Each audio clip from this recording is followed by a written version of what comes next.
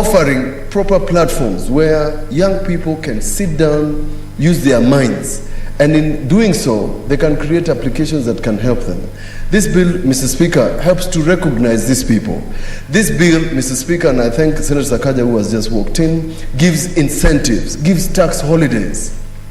You want to bring the Chinese here through your government so that they give you the 10%, as opposed to giving incentives to young people.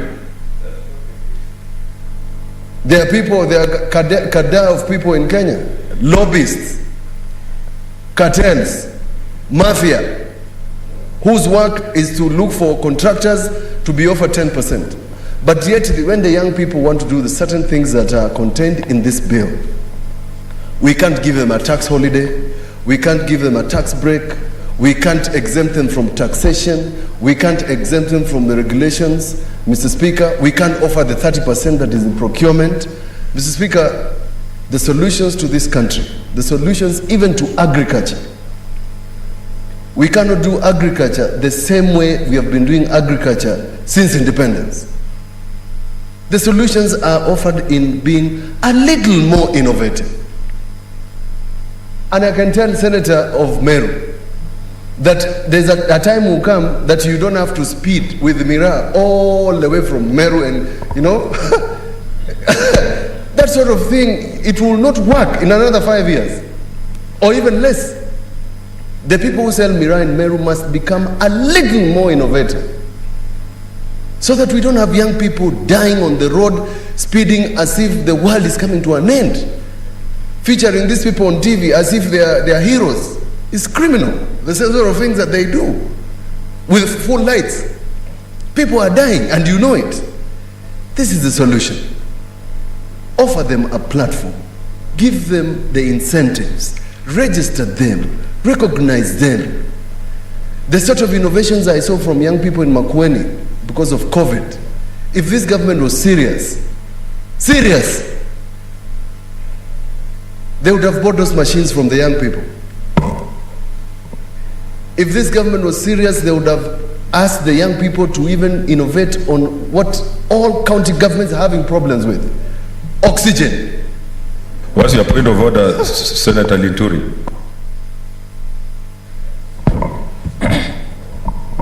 Mr. Speaker, I have a lot of respect for the distinguished senator from Makueni, and I've really tried to listen to him. But from his long speech, I have not been able to exactly get clearly the point he's trying to drive home. In his own discussion, he's trying to be quite speculative in the future, what should be happening, how we promise jobs, how Chinese will bring in Chinese, yet the Chinese are here, yet the government that is trying to talk about as what they popularly call the Kazi Mtahani program, to give the youth money to you or what kind of jobs. But now, Mr. Speaker, when he talks about government being serious and recognizing that is part of that government after the handshake, so what do you exactly mean? Because we must be able to tell the country where the problem lies, because when government is so big, so kindly please precisely let us know exactly who you mean, so that in our own small way we are able to address that particular person who is not serious. Because I think what we are planning to explain is something very important and which I agree with. Yes, I'm talking about the government where you belong. You are a member of government. That's what I'm referring to. That's what I'm talking about, government. That's why I'm addressing you. If I was addressing somebody else, I would look this way. But I'm addressing you. As a person who is in government and as a person who intends and portends to form government. You are going around saying you're going to form government. This is what I'm telling you. That when I'm talking about government, I'm talking about both now and your intentions. They could be real or imagined, but they're intentions. What I'm simply saying, and I am trying to explain, that a government that loves its young people provides incentives, provides a platform. That's what is here. I've read for you companies cited by Senator Sakaja, and those are just but a few. There are many more, but there is no platform for them to be recognized. Nobody calls them. If they go to ministries, they are subjected to the normal bureaucracy of your government. I read recently, and you must criticize this government because you formed this government. Kazim Tani, they have not been paid. Recently, it was reported that the money for youth fund was diverted to pay recurrent expense. Who are we supposed to ask these questions?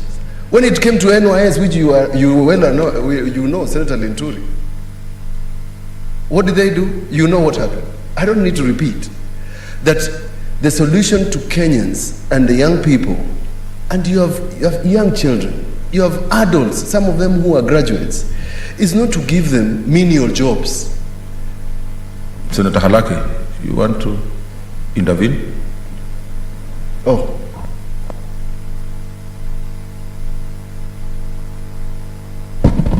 Thank you, Mr. Speaker. I was just a bit confused and was asking if it's in order for a member of the ruling party to ask who government is. For a member of the?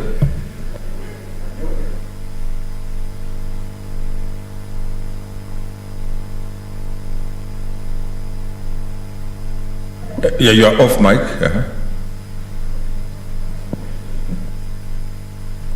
There you go. Thank you. I was a bit confused because my good friend and my brother, Senator for Meru, was asking which government, and the last I remember, he's a very high-standing member of the ruling party. So how else is, we should be asking, he should be telling us who government is and not asking. So is it in order for him to then stand up and ask who government is? There's another point of order from Senator Nderitu. Thank you, Mr. Speaker. The truth is, Senator Fomeru was in order to ask that question because when he mentioned Mira, we were confused whether he was talking about the county government of Meru or he was talking about the national government. That was the confusion.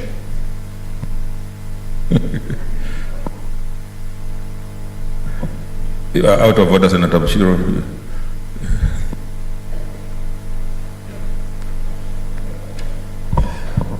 Mr. Speaker, thank you. I don't think I need to respond. For purposes of clarity, would it surprise you, senators, that there is an outfit in Kenya called the Kenya National Innovation Agency under Science and Technology Act of 2013? What has this agency done since 2013? Yes, that's why I'm saying political goodwill is government. A government that doesn't love its people. And that is the reason that instead of promoting innovation, which is part 2 of this bill, facilitating transfer of technology. Mr. Speaker, I argued this in 2015. And I remember when the president was opening the Mtito and Day section, that was part 5 of the contract. I said, Your Excellency, can you allow at least the young people in Makueni to be given the technology of even repair? Let them be taught something about this standard gauge railway. It never came to pass, Mr. Speaker. So if you travel in the standard gauge railway train, there's a boogie at the back with foreigners. The work is to fix the train, fix the AC, fix this, fix the other. And a lot of the contracts that are in the country, Mr. Speaker, you will not find any portion of innovation or technology transfer. So this bill is important. Part 4, certification of incubators.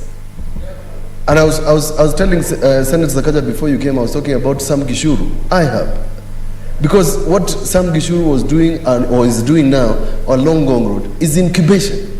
It should be certified so that people can go in there and use that platform as an opportunity to create things. The person who owns Instagram, the person who owns Facebook, is an innovator. The digital hail taxi cab platforms we have, Mr. Speaker, and Senator Sakaja was trying in his committee to try and find a better method for them to earn. These people are running cabs, getting 25% of the earnings. The earnings are being made by somebody abroad. Yes, it's a technology app that ideally should be run by a young Kenyan who is out here. They have to raise capital, entrepreneurship. So, Mr. Speaker, yes, I would like to be informed. Senator Sakaja. Thank you, Mr. Speaker. Mr. Speaker, I'd just like to kindly inform, and I'm glad Senator Mutula has raised that issue, when he talked about digital hailing, taxis, Uber, Little Cab, all of those, Bolt, etc. There's a process we have started which came from a petition that he had brought, and I want to assure him that it's ongoing. We're dealing with other things, but it's ongoing on the issue of the percentage that the drivers are able to get, what is going out of the country and what you stay in the country, because the drivers of Uber and all of these taxis, Bolt, etc. have really been suffering, and I'm sure many of you have gotten concerns from them. So that is ongoing, and we'll give a status report by the committee soon. Regulations have been published, but because of COVID, the NTSA and ministry had stopped that process. We're bringing it back, Senator Mutula.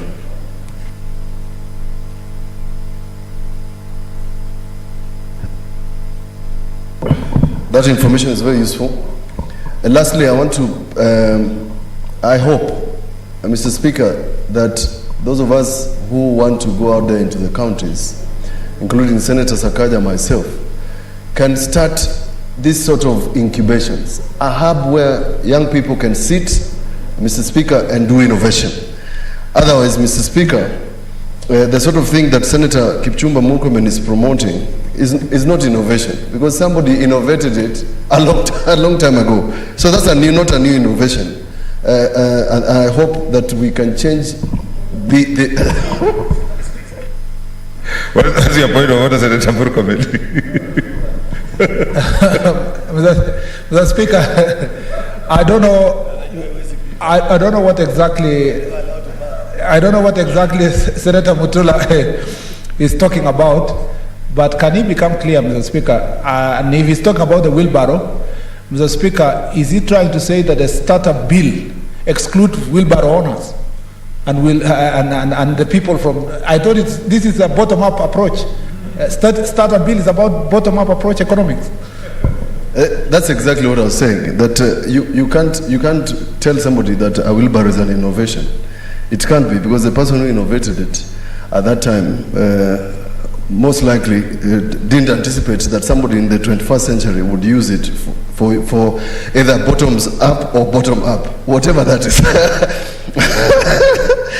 whatever it is, because you can't ride a wheelbarrow upside down or inside out or bottom or up, that sort of thing. But what I'm saying is, Mr. Speaker, that the incentives in this bill is going to help the young people. And our work, Mr. Speaker, is to create hope, create a platform for youth, create a platform for our young graduates so that they can look forward to a better life. Thank you, Mr. Speaker. I support. Okay, Senator. Honorable Senators, I propose the question, which is that the startup bill, Senate Bills number 1 of 2021, be read a second time. Senator Wetangula.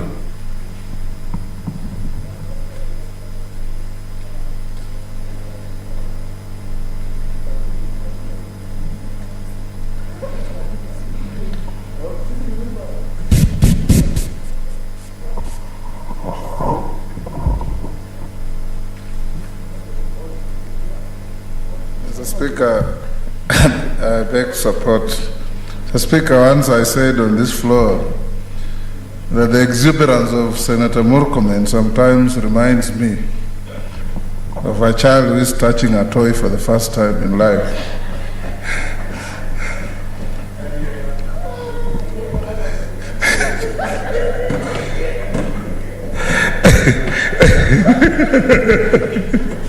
Yes, Senator Murkomen.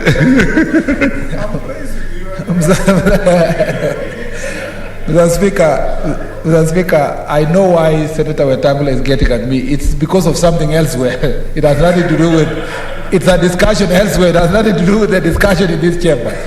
But, Mr. Speaker, be it as it may, is there anything wrong with a child who is touching a toy for the first time, Mr. Speaker? Are we, you know, Mr. Speaker, I saw in one of the debates for children's rights that, Mr. Speaker, when we adults have our own problems, why do we always have to use children as if it's a negative example? It's a very positive thing to be a child. Even Jesus himself said, if you want to go to heaven, just humble yourself like a child. Mr. Speaker, you can see that Senator Murkomen did not listen to what I said. I talked about your exuberance, but you have isolated the word child from the sentence. Mr. Speaker, this is a good bill, and it's a bill that can help this country. Mr. Speaker, from our independence, we always talk about the youth as the leaders of tomorrow. We need to make the youths the leaders of today, not just in politics, but in every aspect of life.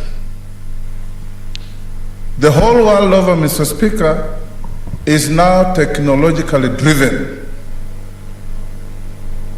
China was a very backward country in the 60s. Today, they are ruling the world. India, Mr. Speaker, was a very backward country in the 60s. Today, India, with over 1.3 billion people, is feeding the world after feeding themselves.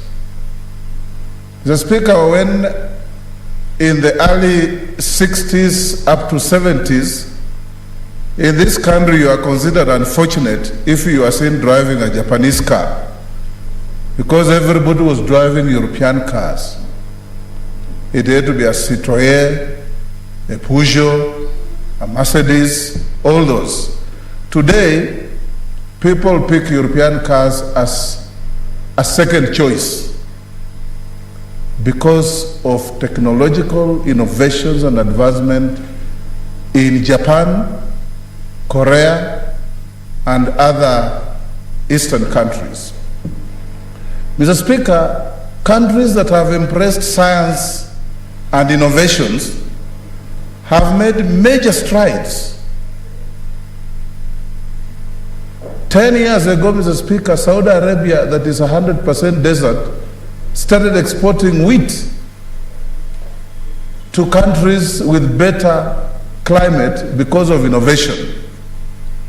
We can count on and on, Mr. Speaker, but back home here, we need to make a deliberate act and decisions that help our youth, Mr. Speaker, engage in innovation and develop technology that can change our society.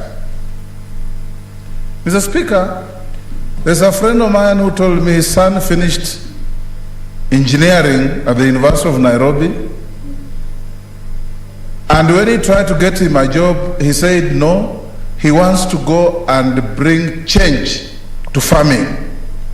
And the young man, as an engineer, is now a consummate farmer and has changed the fortunes of his father's farm. So when we talk about innovation, Mr. Speaker, first is not just limited to the youth, because you can be innovative even at the age of 60, 70, depending on your will and your determination and your drive. But the young people have better capacity, better ability, and more time to be more innovative. And if we invest in our youth, Mr. Speaker, and the investments are not even big, we have agencies in this country that ought to be helping young people, but when you look at even the number of people appointed to positions of responsibility, even in those agencies, you see that the youth are not thought about seriously. We want to see, Mr. Speaker, and looking at the history of humanity, Mr. Speaker, many great people that were innovative were legends at ages of above 25, 30. Martin Luther King, that we talk about all the time, Mr. Speaker, died before the age of 40. Our Lord and Savior Jesus Christ died on the cross at the age of 33. The legendary Bob Marley died at the age of 36, and when you listen to his music, you think he died at the age of 90. And many others. The founders of Apple and all those that we can talk about, Mr. Speaker, have been ingenious young people. Some have grown through environments that have made them exploit their talent. Others have exploited their talent because the state machine has put at their disposal opportunities for innovation. In this country, Mr. Speaker, we have had even organizations like NYS. NYS was supposed to be actually an incubator for churning out young people with skills to change society. We can't say that we have succeeded, Mr. Speaker, because many people who walked through NYS were fattening their pockets instead of helping young people. We have, Mr. Speaker, in this country a law, and I think it was a law that was promoted by Senator Sakaja here, my distinguished nephew, about credit to young people, contracts to young people. You go to counties, Mr. Speaker, all over the country, including where we come from. You cannot exhaust the fingers on one arm if you're counting young people who have benefited from contractual facilities in the county.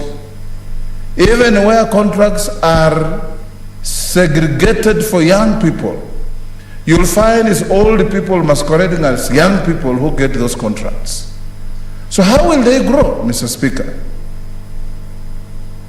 We need to have a very deliberate legal regime with attendant penalties for those who flout the law to bring young people to the fore.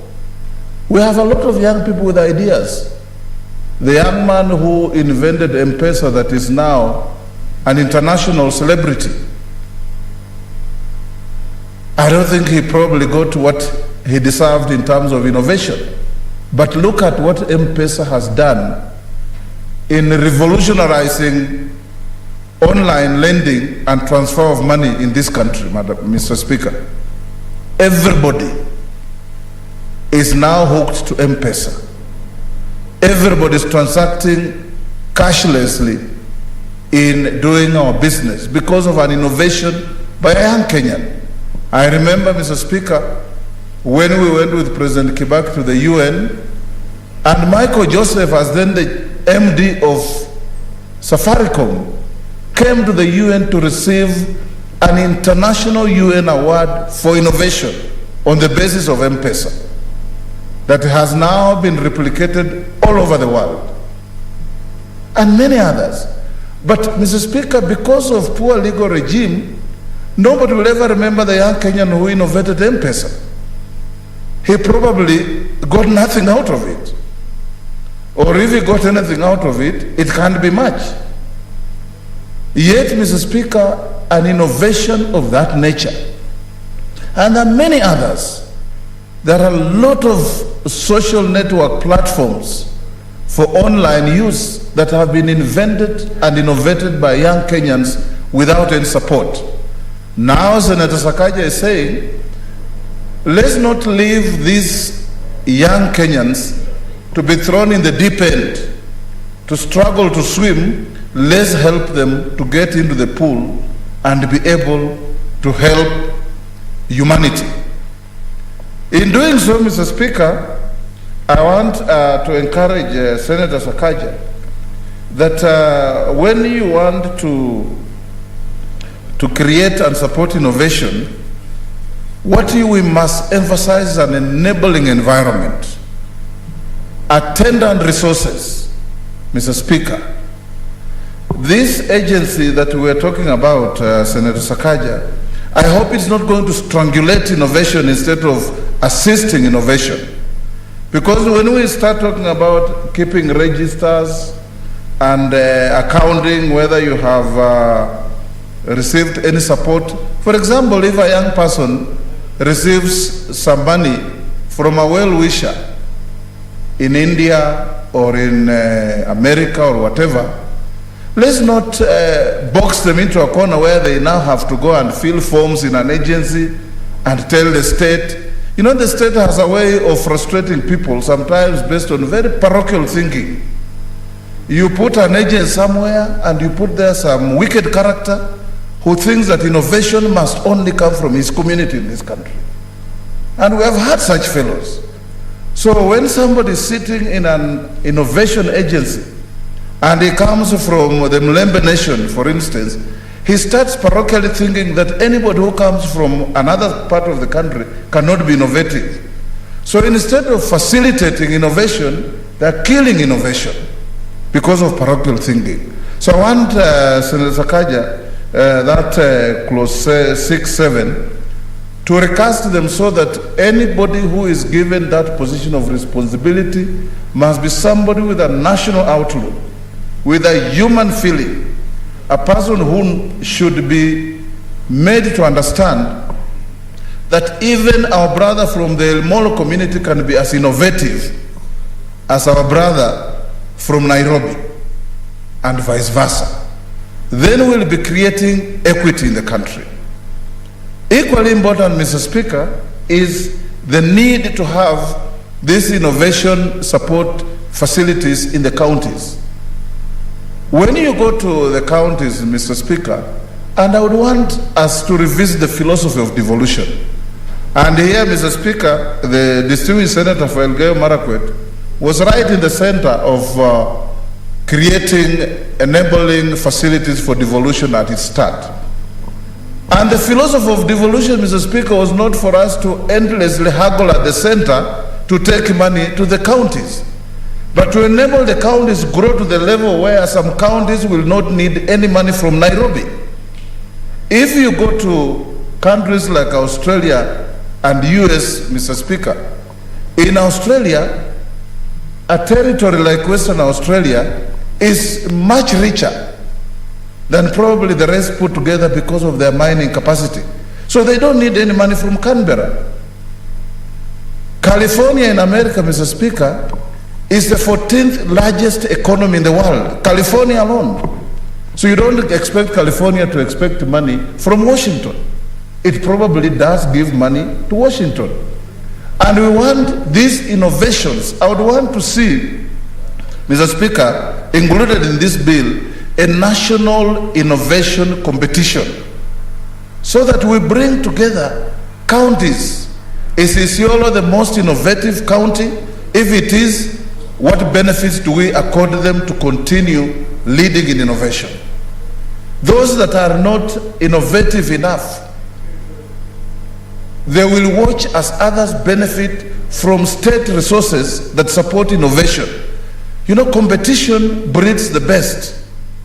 And when we allow competition in a positive manner, not the destructive competition like we are seeing in the political arena in this country, we want positive competition that makes a child born in the Mathare or Kibera slums of Nairobi as accessible to facilities that will make them compete with those that are in better neighborhoods.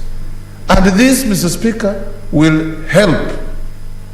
I would also want to see, Mr. Speaker, that we actually obligate the national treasury, and Senator Sakaja, this you may think of creating an innovation fund that is a percentage of our GDP. Because unless you take such deliberate actions, innovation, incubation, and support for young brains becomes an option. Because people are so used to doing things the same way, expecting different results all the time, and they'll never get those different results. So we need to put a fund together, and that fund can be accessed by anybody with ability, with the drive to bring out innovations. There is no reason, Mr. Speaker, for Kenya today importing tractors from countries that are at the same level or lesser than us, like Pakistan. We're bringing in tractors from Iran. We're bringing in tractors from India. Countries that we should be competing at the level of innovation. You remember, Mr. Speaker, there was a car that was started by our late President Moi. What was it called? The Nyayo car. And even when they were launching it, they made the pictures look so foggy that you couldn't tell what kind of car it was going to be, Mr. Speaker. And after pumping in so much money, the numerical machine, Mr. Speaker, is now dead. Nobody talks about it. Nobody even tells the country how much money was put in numerical machining based on the railways here that rolled out a car that never reached showrooms. And up to now, we don't know what exactly happened. Mr. Speaker, we need a mechanism of follow-up of the use of public resources. I want to encourage, Mr. Speaker, that incubation hubs be an obligation for every county to have a place where young people with good ideas.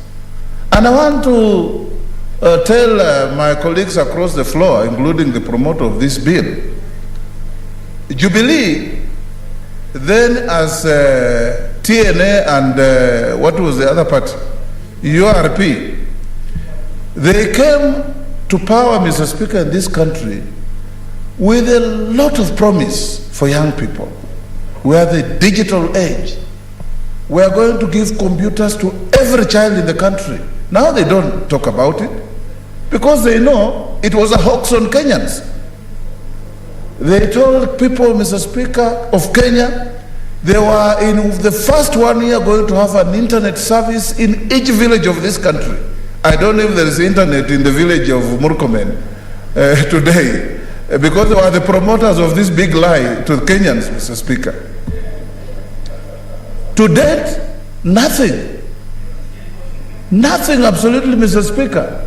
They know it was a lie, it remains a lie, it will be a lie until they leave government, Mr. Speaker. What is amazing, Mr. Speaker, is the same promoters of the big lie have now reinvented themselves and are now promoting an even bigger lie, promising Kenyans heaven on earth, knowing very well that they can only deliver hell. Because, Mr. Speaker, problems can never be solved by the same level of thinking that created them.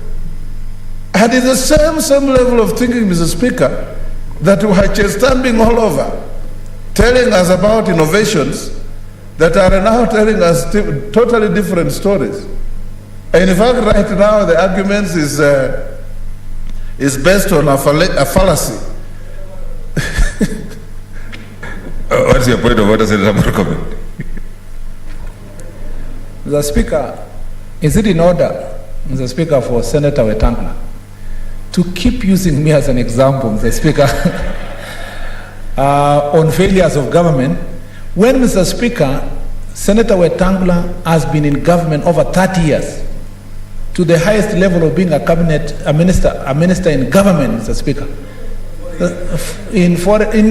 As long as he sat somewhere in the cabinet where decisions are made, Mr. Speaker, is it in order for him to keep using me as an example instead of using himself as an example, Mr. Speaker, to give examples of the things he did when he was sitting there to ensure that young people of this country are facilitated matters, innovation and employment and all that, Mr. Speaker? Can he use himself as an example?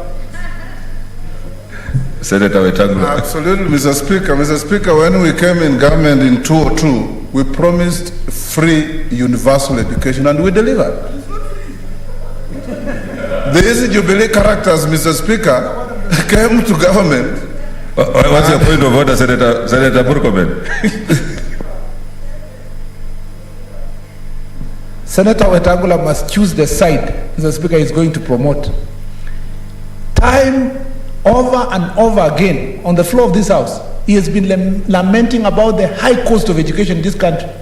Yet, Mr. Speaker, at the same time, he wants to take credit that we have a free education in this country. Mr. Speaker, can he choose whether we have free education, and if we have free education, credit goes to Jubilee administration for implementing that for 10 years, free education. If we don't have free education, Mr. Speaker, he should not take credit of what is not there. Mr. Speaker, Senator Murkomen is very good at cherry picking. Mr. Speaker, when we came into office with President Kibaki, save my time, we promised and delivered universal primary education. And then Jubilee arrived with the promises of computers, laptops, and all manner of strange things that never happened, Mr. Speaker, and distorted the education policy that President Kibaki had put in place completely. And on this floor, Mr. Speaker, you don't have the benefit of having been in this Senate in the last term. Every time we talked about the unfulfilled promises of the government, you would think Senator Murkomen was being electrocuted. He will just be limping on his seat, Mr. Speaker.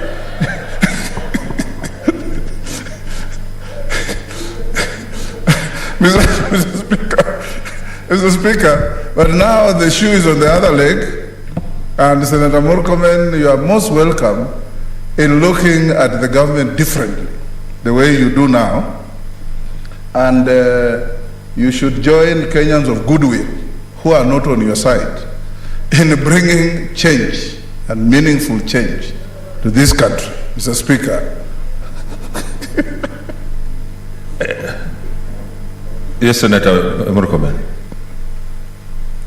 Mr. Speaker, I saw Senator Wetangula with a group of politicians calling themselves Okoa Kenya, or is it one Okoa Kenya Alliance, or is it, Mr. Speaker, other Kenyans call them Niwachi Alliance, falling over themselves praising President Uhuru Kenyatta, Mr. Speaker, being one of the best presidents in the Republic. Mr. Speaker, Senator Wetangula is one of the few leaders in this country now that have full praises of President Kenyatta. In fact, you should watch him next when he's standing somewhere in Mr. Speaker, State House or any function of the president. You've never seen Senator Wetangula smile better than when he nowadays gets a chance to stand next to President Uhuru Kenyatta. Is he in order, Mr. Speaker? Is he in order to pretend, Mr. Speaker, to be a critic of Jubilee administration when for the whole of second term, Mr. Speaker, he has been a close consultant and advisor of President Uhuru Kenyatta? What does he tell him for all those 4 years, Mr. Speaker, since handshake started? There's a point of order from Senator Sakaja. Mr. Speaker, in moving this bill, I think I noted some of the huge, the people who have expressed interest, including the international community, countries that, based on when we did this bill before, you remember we had to republish it, have even since done a startup bill. Mr. Speaker, the entire startup ecosystem in this country is following this debate. Standing Order 115 is clear on relevance. This is a very important bill, not just for the young people of this country, but for this country. Mr. Speaker, I will urge that you direct that we stick to the content of this bill. Then maybe you can give an opportunity for banter, later. But right now, it's about the content. Standing Order 115 is clear about content of speeches, Mr. Speaker. I urge you, for the sake of the importance of this bill. Senator Kibiru, there is another point of order. Thank you, Mr. Speaker. I was raised to ask whether it is in order for the two senators to keep on exchanging words instead of concentrating on the content of the bill. Is it another potential way of trying to owe each other, like I saw in the morning some people who are divorcing because it is the time of divorce and owing each other? So if Wetangula and Murkomen, you want to extend the mileage that probably you are quoting. Can you do it probably after the Senate? Thank you. I think, it's also important to have some comic relief as we discuss. So we are in order. Senator Goetangula. Mr. Speaker, Mzee Moi used to tell this country, siasa mbaya, maisha mbaya. However good this bill may be, my distinguished nephew, if the politics of the day is not right, it will have no meaning. So we must talk about the political environment under which this bill is going to be administered. We can pass this bill and have a very negative government that will never put money on innovation, that will not even appreciate innovation, that will not even appreciate incubation, that will want to dispute wheelbarrows instead of disputing computers. You will never get anywhere. So a good government is a government that will implement this good law. And even the foreigners who are supporting us, my distinguished nephew, we want these developments of innovation and incubation to be homegrown and home-driven.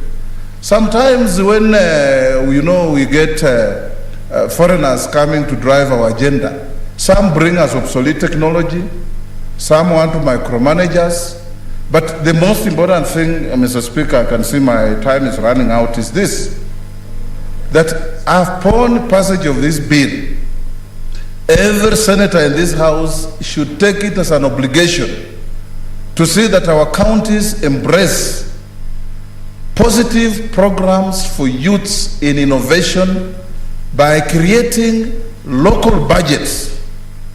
Apart from money expected from the national government, because we know they hold the lion's share, we should have a budget line in our counties that is targeted towards young people that are innovative, whether it's in agriculture, whether it is in environment, whether it is in road construction, whatever it is, so that they are supported.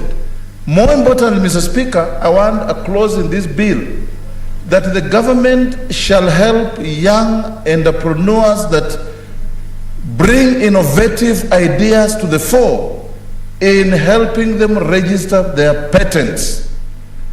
To patent your production, I think I saw a clause somewhere, that the government should help young innovators to patent their ideas at no cost, because young people don't have enough money to register patents and police those who violate patents. And we need also a penalty for those who violate patented ideas from our young innovators. Mr. Speaker, if we can do this, this country will move, this country will be able to compete. If you look at, Mr. Speaker, companies in countries like Korea, look at Hyundai, look at Samsung, look at all those. They were local innovations that have grown into conglomerates. Look at these fridges called LG. All these are innovations by young people in those countries. We want to see an equivalent of young Kenyans that would create in another 10 years a Hyundai, a Toyota, a General Motors, and all these ideas that change lives of people. And I want to repeat, Mr. Speaker,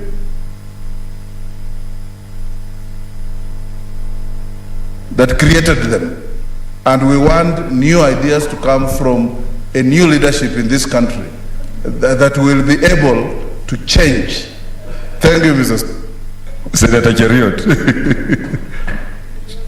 Senator Cheriot, yeah? Thank you, Mr. Speaker, for giving me this chance to also make my contribution on this very important bill. I've had the opportunity to listen to a few of our colleagues who have had chance to go before me and share what they consider to be useful thoughts on this startup bill, Mr. Speaker.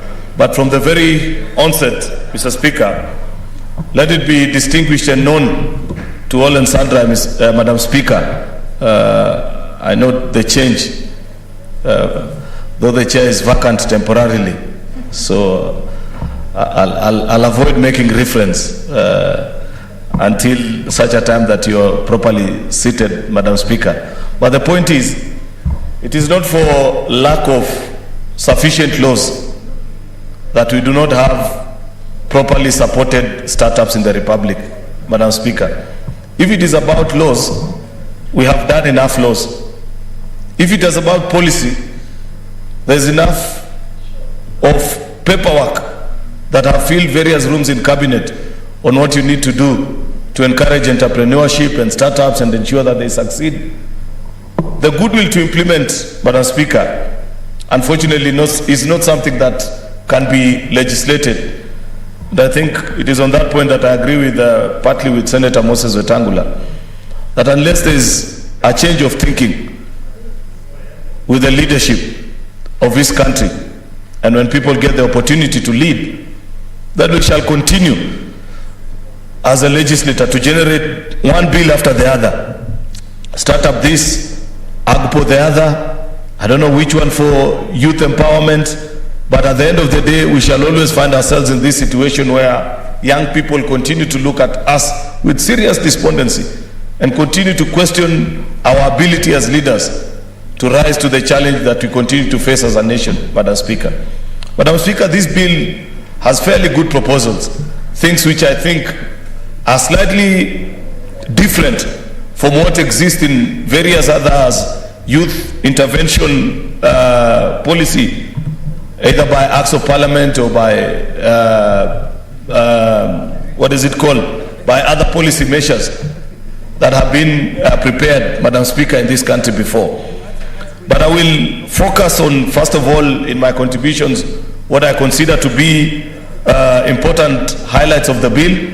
Then later on, I'll share my thoughts also on what I think can be useful additions when we come to the committee of the whole stage. And then finally, as a way just of challenge to us, because we are in leadership, Madam Speaker, to find it within ourselves small ways through which we can encourage innovation amongst our young people without even necessarily having to wait for an act of parliament to be passed for us to do it, Madam Speaker.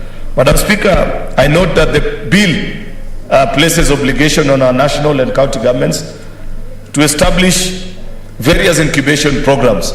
Of course, ideally, as I have already noted, this is not something that any leader, because leadership is about rising up to the challenges of the day, and be it at national or county government levels, Madam Speaker, everybody knows that young people are grappling with unemployment, young people are bursting with ideas, but they have no platform or there is no enabling environment for them to bring out their potential. In fact, somebody cheekily observed, Madam Speaker, that the challenge with our country is that those with the ideas do not have the power, and those with the power do not have the ideas. And that is a mismatch of priority and mixture of talent that we have within the Republic, which we have got to find ways of addressing and ensuring that there is a nexus between those with the power and those with the ideas. I guess that is what Senator Sakaja tries to address with this legislation.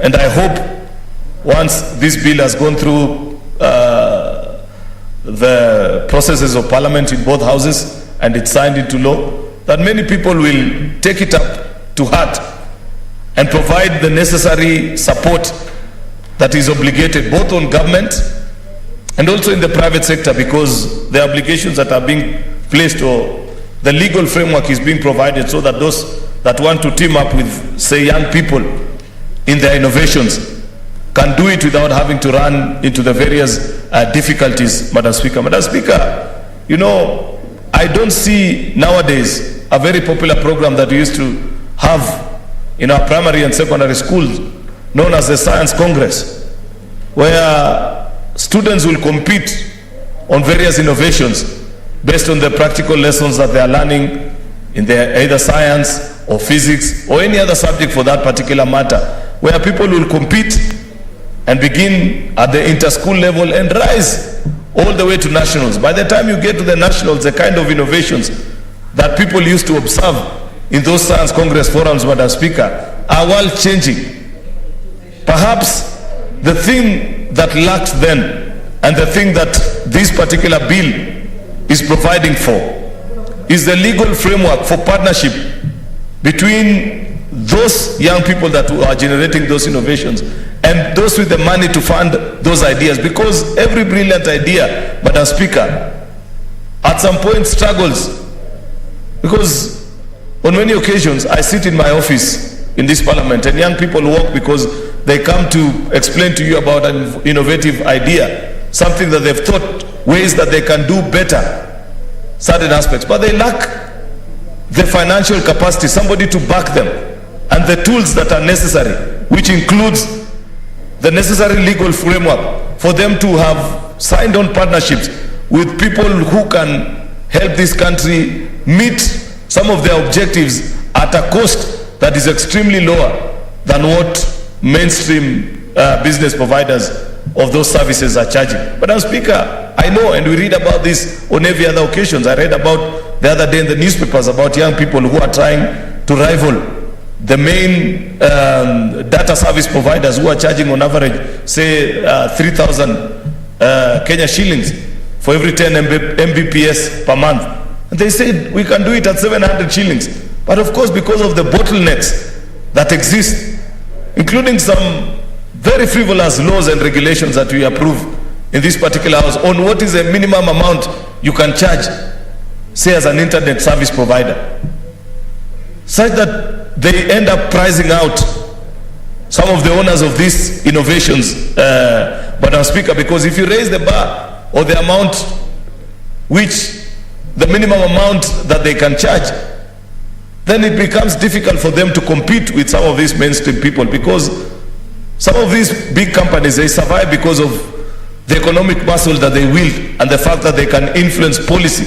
And unfortunately, sometimes even legislation such as this, such that we end up doing laws that if we try and push and pursue things that will make it easy for younger people to compete with them, it becomes extremely difficult. I look forward to a time that once we have come up with such legislation, Madam Speaker, we can go deep down to the detail, including the challenges of things like taxation and market entry barriers that some of these young people face in trying to come up with their innovations.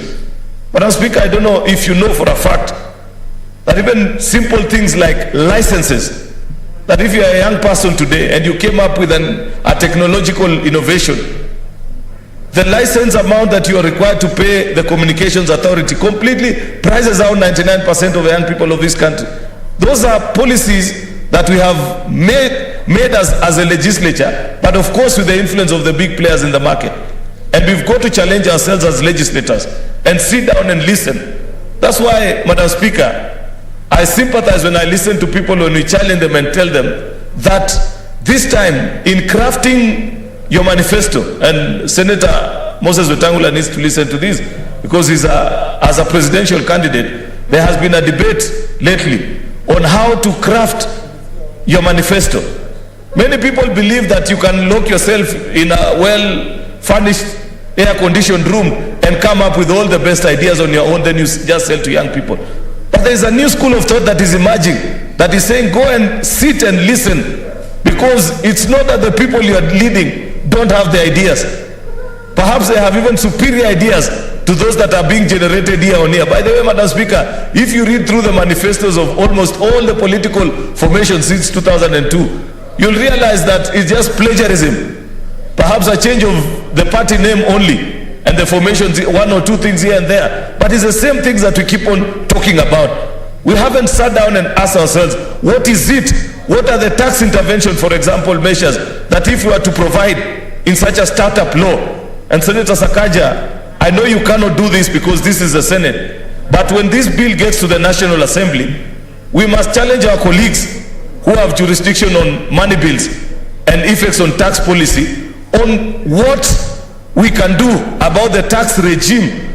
There is no country that provides a tax regime that is similar for well-established multinationals, that is similar to those of startups such as the companies that we are trying to promote in this. We must be able to say these are the tax breaks that we are extending to the...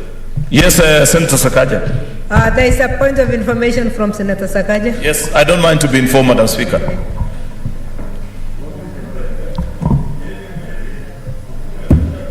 I want to inform. He has agreed. Thank you so much, Madam Speaker. What Senator Aaron Cherioti is saying is very true. And I just want to inform him that throughout the public participation we had conducted before, a lot of these interventions that have a money bill effect were proposed. And we've discussed with many members of National Assembly, Nixon, Korir, KJ, many of these brilliant young MPs from Nairobi, and they will be inputting the amendments at that stage. Okay. So it's a tag team effort with our members from the National Assembly. Thank you. Thank you, Senator Sakaja. That's the assurance that I wanted, because I know, and I don't know what we will do. I hope one day we shall convince our colleagues in the National Assembly to stop this stock and barrel reading of Article 114 on what money bill is, so that we can input and share our entire thoughts, because on many occasions I've seen colleague senators struggle. Anytime you want to do a particular bill, you have to be so careful not to fall within the money bill aspect. And there is that parliamentary budget office that is always waiting just for you to mention anything that touches on the taxes or money even to that extent, and your bill will be considered to have fallen afoul. Anyway, Madam Speaker, that is a welcome assurance from Senator Sakaja, because it is astounding that up to this particular point, Madam Speaker, we haven't had a robust conversation think about even SMEs. How many of them would wish to properly regularize their books with Kenya Revenue Authority? But just the thought of it, the fact that when you meet with those people, the first thing they do is that they hit you with a tax bill of 3, 4, 5 million Kenya shillings. As a young person, you decide to dodge. The minute you run out of favor with them, perhaps you close that company and start a new one. Yet, if in this innovation and incubation hubs that are being proposed here, they would have the tax table where we will link them up and say, these are the kind of laws that, first of all, you need to observe. Because on many occasions, it's not that these young people don't want to pay taxes, but some of them are not even properly known to them. These are not companies that can afford tax auditors to be able to point them in the right direction and say, as a company, you need to observe and pay the following or the other. So, Madam Speaker, that is something that we've got to seriously give proper consideration.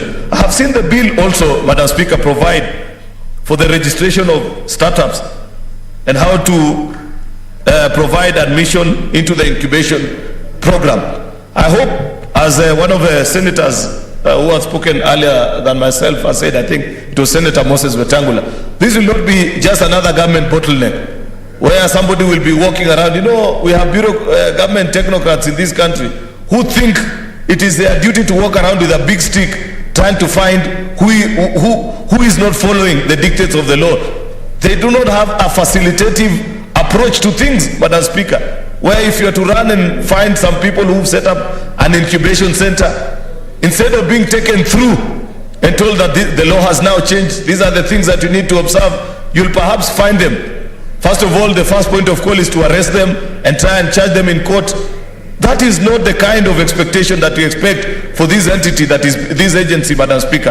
I hope it will be more about promoting these incubation centers and ensuring that they register the various startups that are in various counties, the various incubation hubs, and we ensure that they provide the services for which they say they intend to give to people.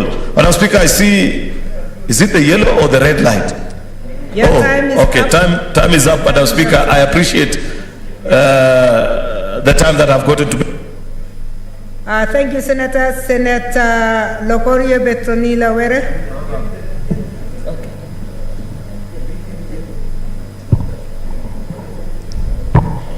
Thank you, Madam Speaker.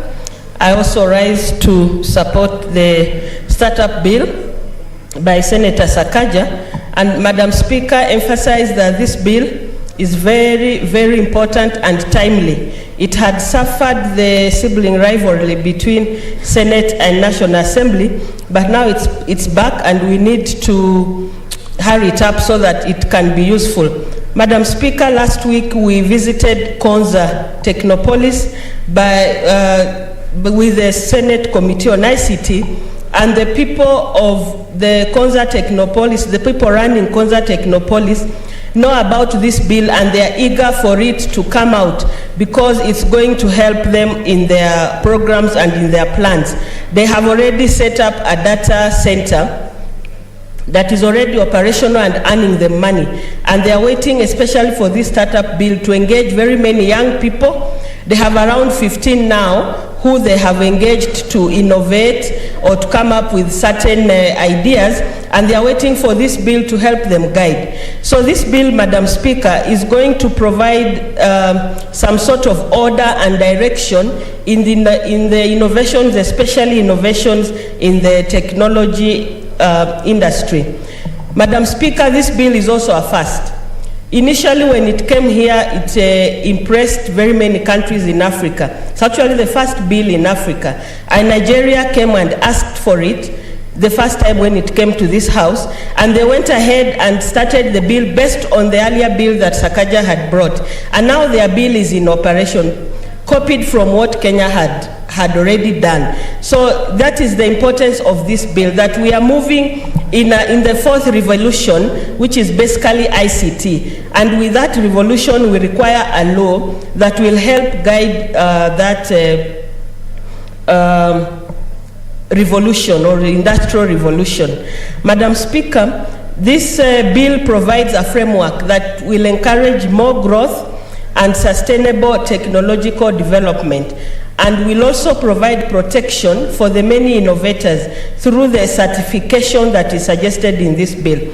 Madam Speaker, as you have already heard, we have had a lot of abuse against innovators, young innovators who are misused, who are exploited, who are not paid properly. We know very well, for example, that the person who innovated the M-Pesa app was a young Kenyan boy, but we don't hear anything about him. But if this bill had been put in place, we have a registrar of startups who admits these startups into an incubation program. If we had had a registrar who provides certification and who provides incentives, this young person would be the one we are celebrating today, and not some other person who took on the honors and is the one celebrated for the M-Pesa innovation. Madam Speaker, this bill will also provide an environment to have more opportunities for employment. Unemployment or underemployment is now one of the biggest threats to our economic development. We have so many young people who are hanging around, who have ideas, but they don't have a place where they can express those ideas and come up with some innovation through which they can employ themselves and employ others. So we'll be solving the unemployment problem and also deal with other issues of underemployment, especially among our young people. Madam Speaker, with those few remarks, I support this bill and look forward to the completion of it. Thank you. Thank you, Senator. Senator Murkomen, Onesmus Kipchumba. Thank you, Madam Speaker.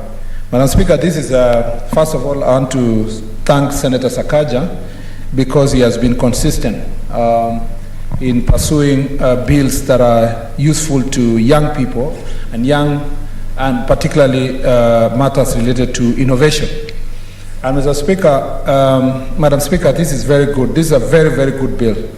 The reason why I'm saying this is a very good bill is because there are things we take for granted in this country. And a lot of them, I know most of the submissions that have been made on the floor of this House by those who spoke before me gave a lot of consideration on the area of innovation. But this bill is not just about innovation. This bill is just about, even if you are starting a simple business, say you want to supply goods to a government facility or non-governmental facility, or you want to just start up a simple shop, Madam Speaker, to sell spare parts. This is about beginning. It's about starting a business, starting an innovation, investing in a technology.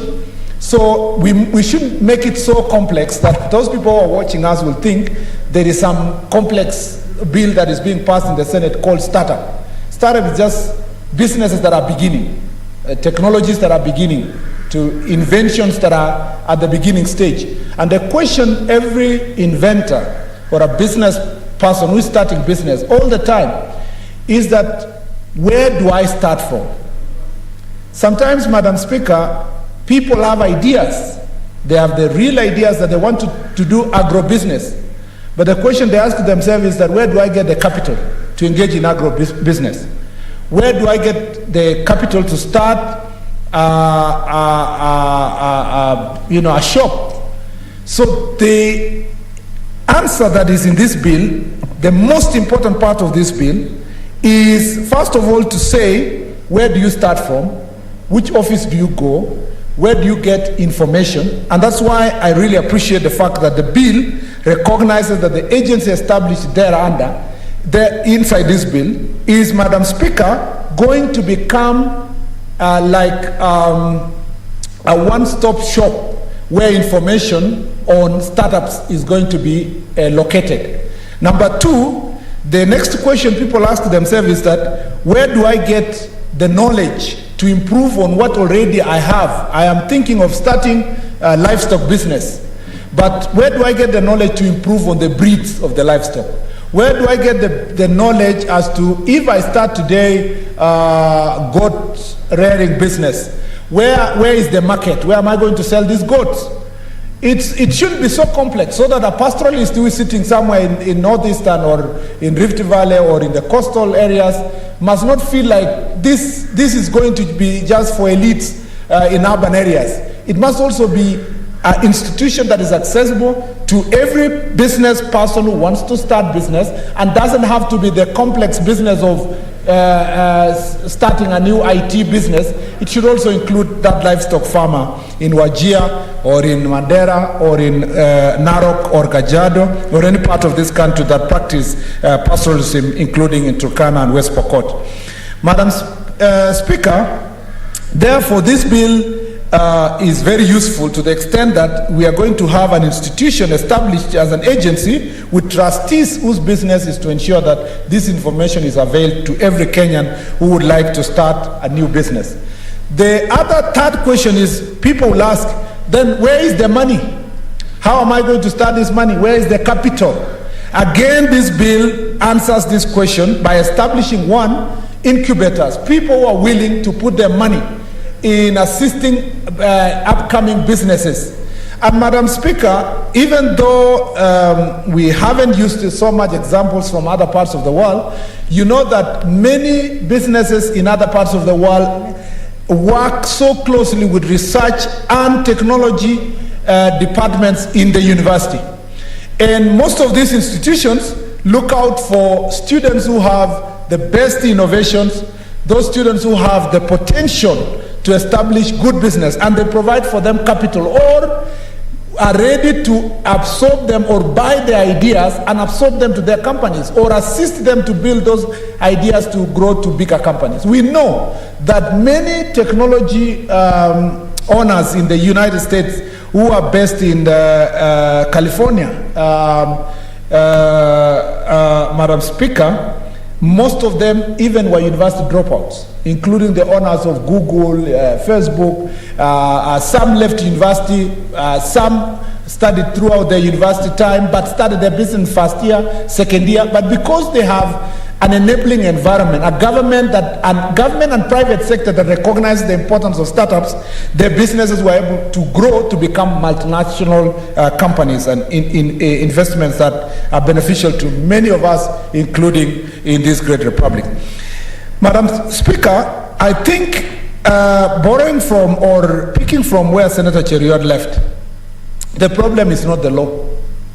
And I want Senator Sakaja to now listen to me at this stage. Number one, Senator Sakaja, for purpose of improvement of this bill, there must be an interlink between this bill and many other bills that are already existing dealing with similar issues that we are raising.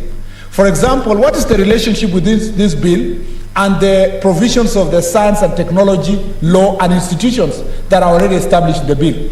This bill proposes that research and development shall be the focus of the agency that is being established here.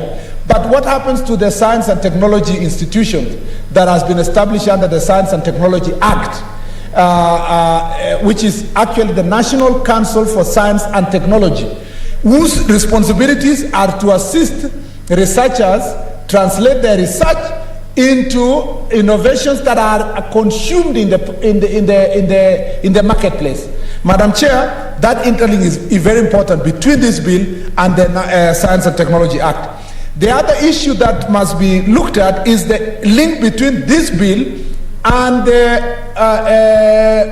intellectual property laws institutions, including KIPI, including Copyright Board, and all those institutions who have responsibility to help and assist Kenyans to use their technology in the marketplace. Again, what is their link?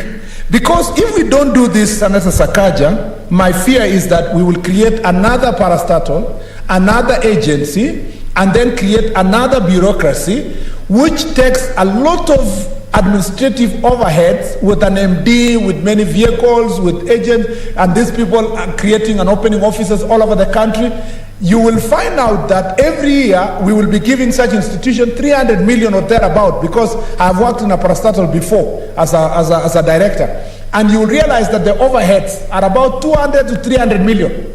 This money can be saved if we can put together all the agencies that are performing similar responsibilities to create one entity that is going to be the place of running all these businesses. For example, then if we are done with this, what will happen to the youth fund, for example? What will happen to these other agencies that are dealing with youth, women, innovation, related issues? Again, I am not saying I have an answer now, and I'm not saying also I have an exhaustive list of the institutions that we're dealing with. But the challenge we have in the country, and even that challenge was plucked out by the, was it a task force that the president put together to look at all the parastatals in the country, so that we do not have too many institutions that have a lot of duplication. Number three is the question of registration of and punishment for institutions that do not have registers and so forth. Many businesses, Senator Sakaja, will find in future that this registration fee here, you've gone through the Companies Act, you've gone through the registering the company in the first place, you go and register KRA certificate, you come back here, you are now having a startup registration certificate, and all these other things.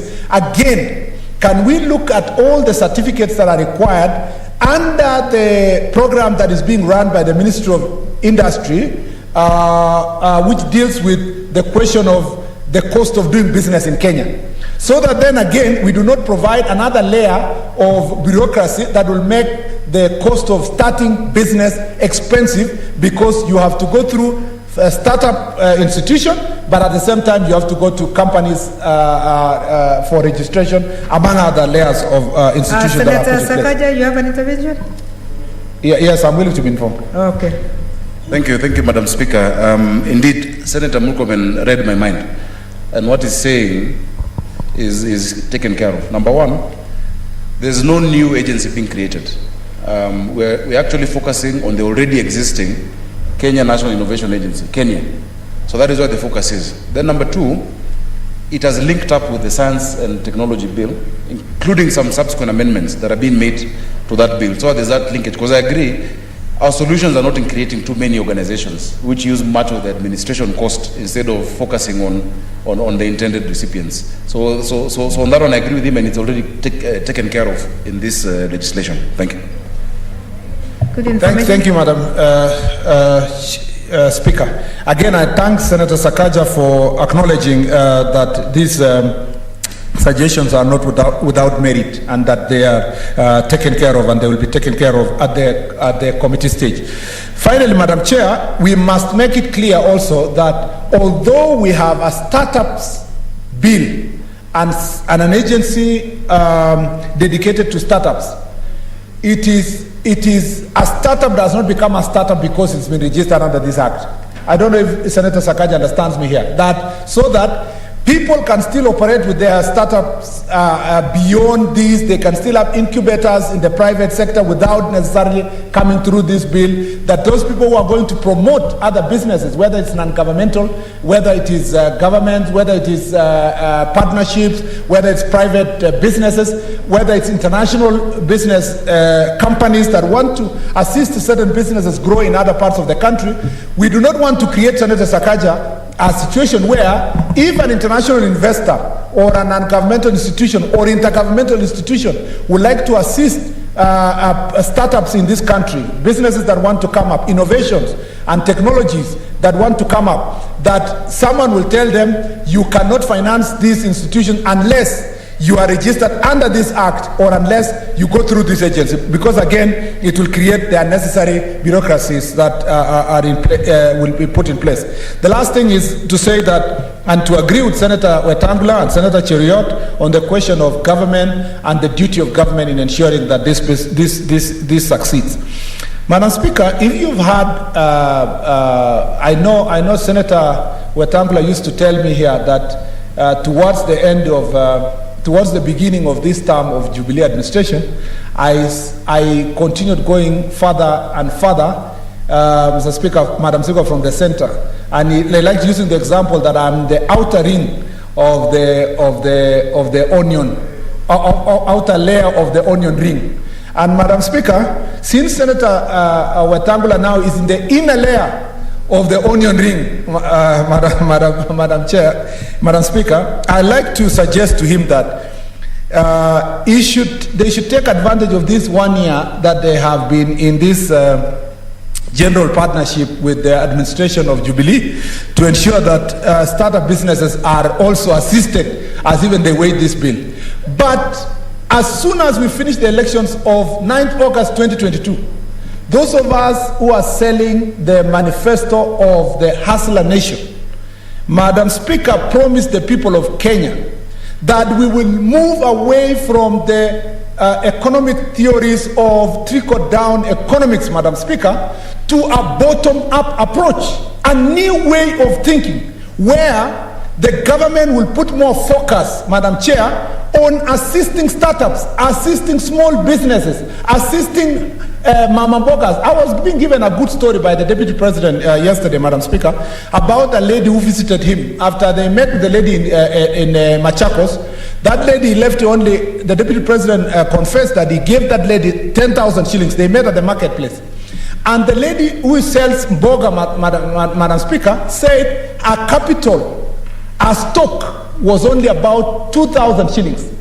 And for the stock of 2,000 shillings, she's able to make sales of between 300 and 500 shillings every day. And that because she was given another 10,000 shillings by the Deputy President, she was able to multiply her stock. Now she's able to sell up to about 700 and 1,000 per day. I didn't have a greater discussion to know what's the profit from what she's selling every day. You can see what 10,000 shillings was able to do to that lady. And you can see what 2,000 would do to her in her business. And that's a startup.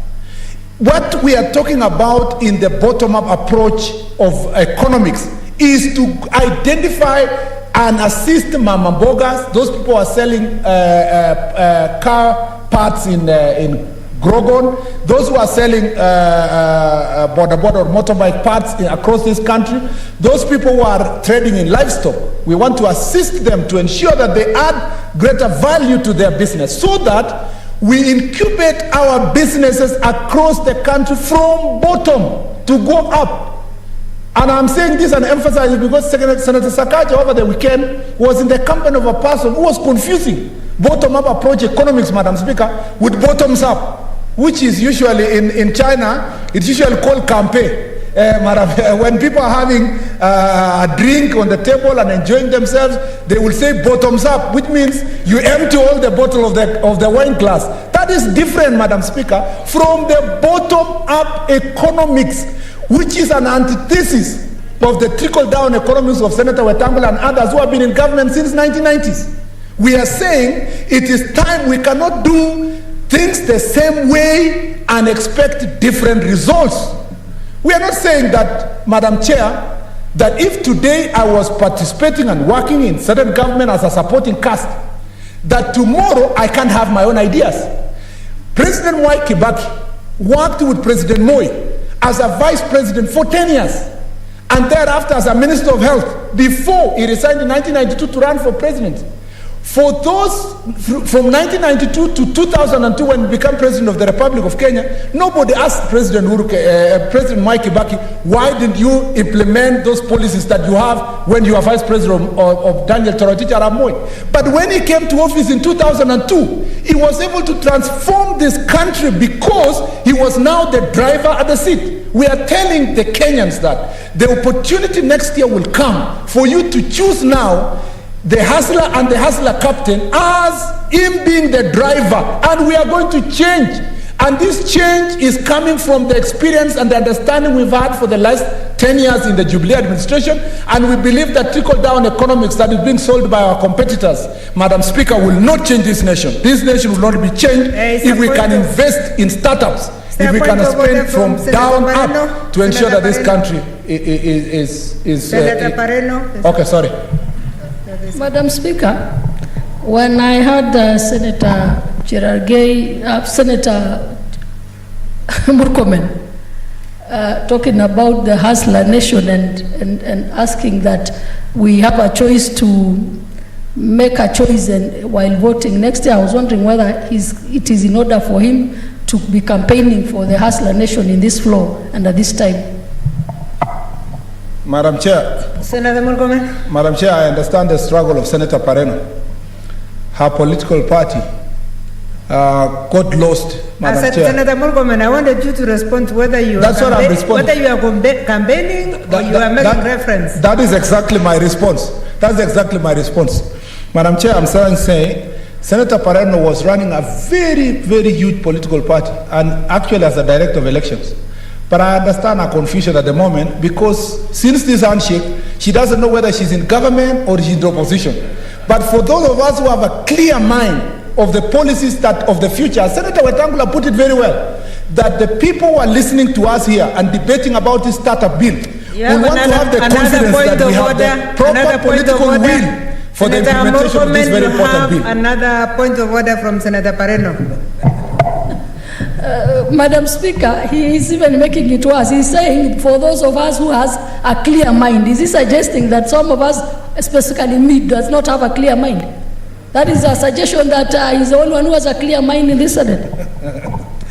Senator Murkomen, I was giving you an opportunity to say whether you are making reference only or you are actually campaigning. Madam Chair, we are actually giving hope to the people of Kenya that the future of this bill is safe. Okay, proceed and finish. You have only 2 minutes.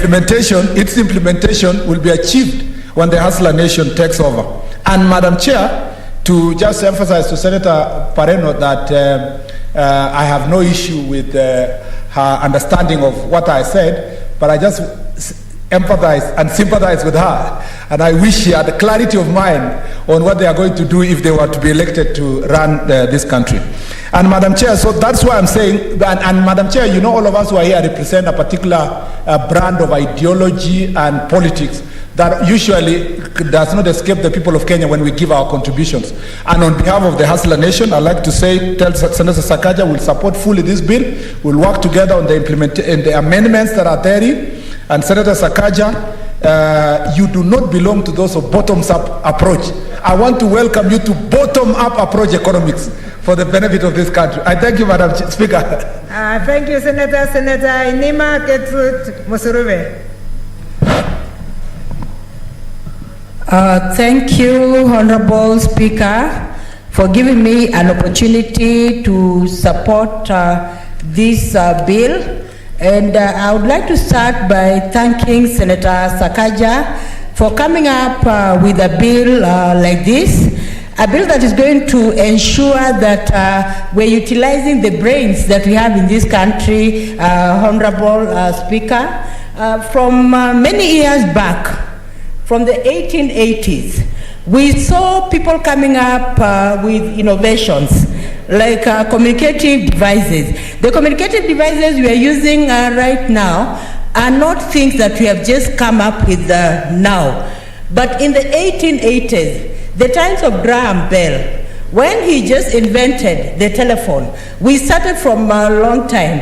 There was the telephone, then there was a modification of that telephone, and so on, until now we have the mobile phones. So I want to say that anything that we're using, even communicative devices like this, somebody somewhere sat and decided that I'm going to do like this. Like the example of Alexander Graham Bell. He's credited with being the first inventor of the telephone bell, and by that time he was able to patent his work. So even though he's not there anymore, but history has it.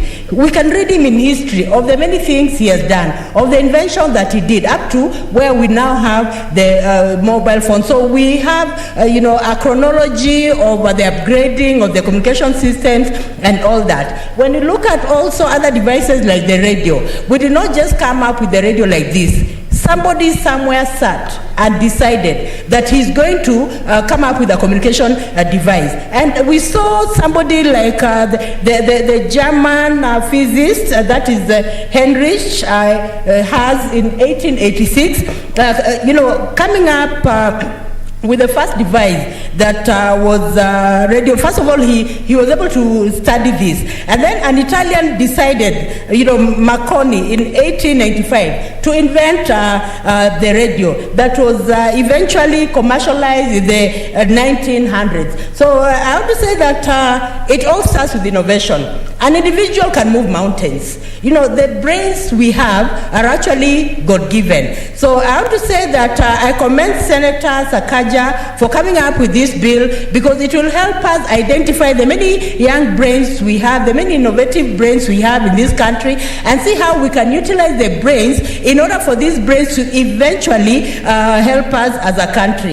It is unfortunate that we are talking about people like, Graham Bell. We are talking about people like Heinrich the physicist, Gallimore, and the inventions they did in England. Yet in Kenya we have so many innovators that we have not even, exploited. We have our young men who can do so much. We have our young ladies who can do so much. But we have not really taken time to ensure that we're exploiting the potential they have. We're exploiting and expanding the minds that they have. Honorable Speaker, our honors as a Senate is to ensure that this bill sees the light of the day. Because if the bill sees the light of the day, we are going to help the young, innovative Kenyans who are in universities. Some of them are just not in universities, but they just have the talent. We have to nurture talent, Honorable Speaker.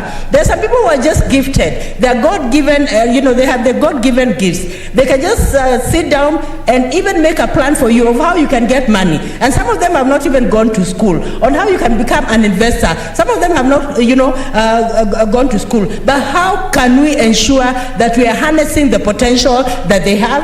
How can we ensure that we are bringing them on board, Honorable Speaker? And I think that this bill, when it comes, when it eventually becomes law, it can be enriched so that it becomes the business of the national and the county government to ensure that they're identifying, startups in their counties and ensuring that they're also fostering the culture of innovation. Now, the culture of innovation and thinking is very important. Even for one to make a step from A to B, you really have to think, how will I go to B? You must have a strategy of how you're going to get to B. And you're getting to B will be now the startup that you have. Youngsters need to be also enlightened on the sources of startups, because when it comes to startups, I'm sure some people will be innovative enough, will think deeply and say, I have this cow, I want to sell this cow, and then after selling the cow, I'll have the capital and do 1, 2, 3 things. So also youngsters need to be enlightened that when it comes to startups, you have to start with yourself.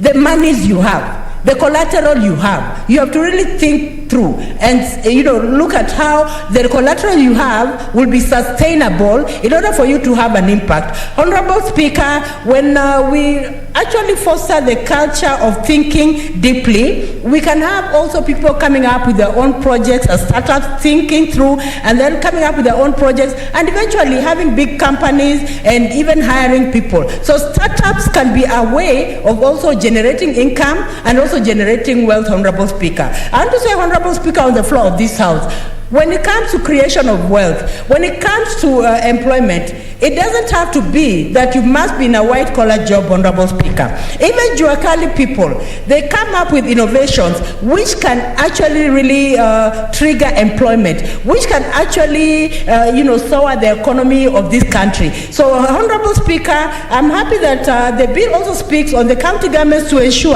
that it is registering the startups in their counties, and not only registering the startups in their counties, they need to facilitate investment of startups in their countries, Honorable Speaker.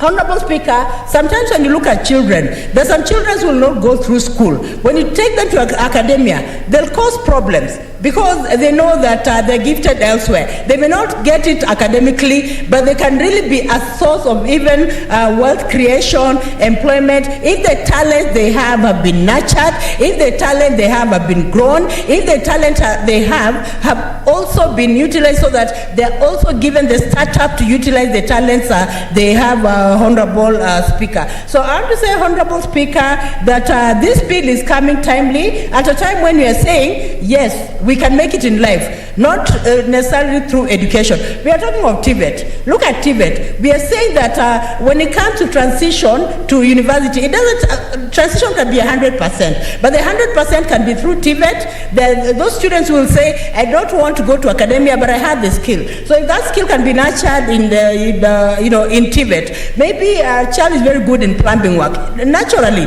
there are some children who are just gifted in some issues. Honorable Speaker, I want to just give an example of what is happening here in Nairobi and many parts of this country. You'll find that when it comes to construction of houses, there are some young people who are very good at it. Go to Kibera. You'll find that the brains are there.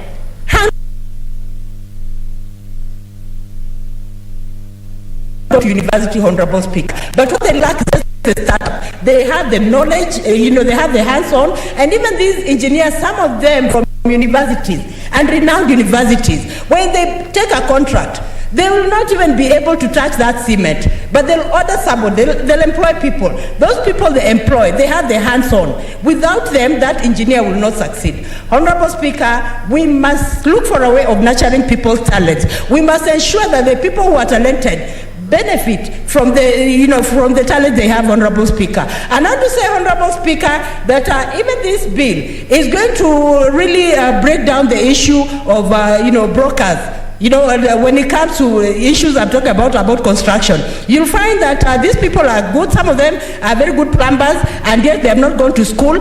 But somebody somewhere who has a paper will come and say, I want this contract, these are my papers, here are my papers, and all that. They are certified.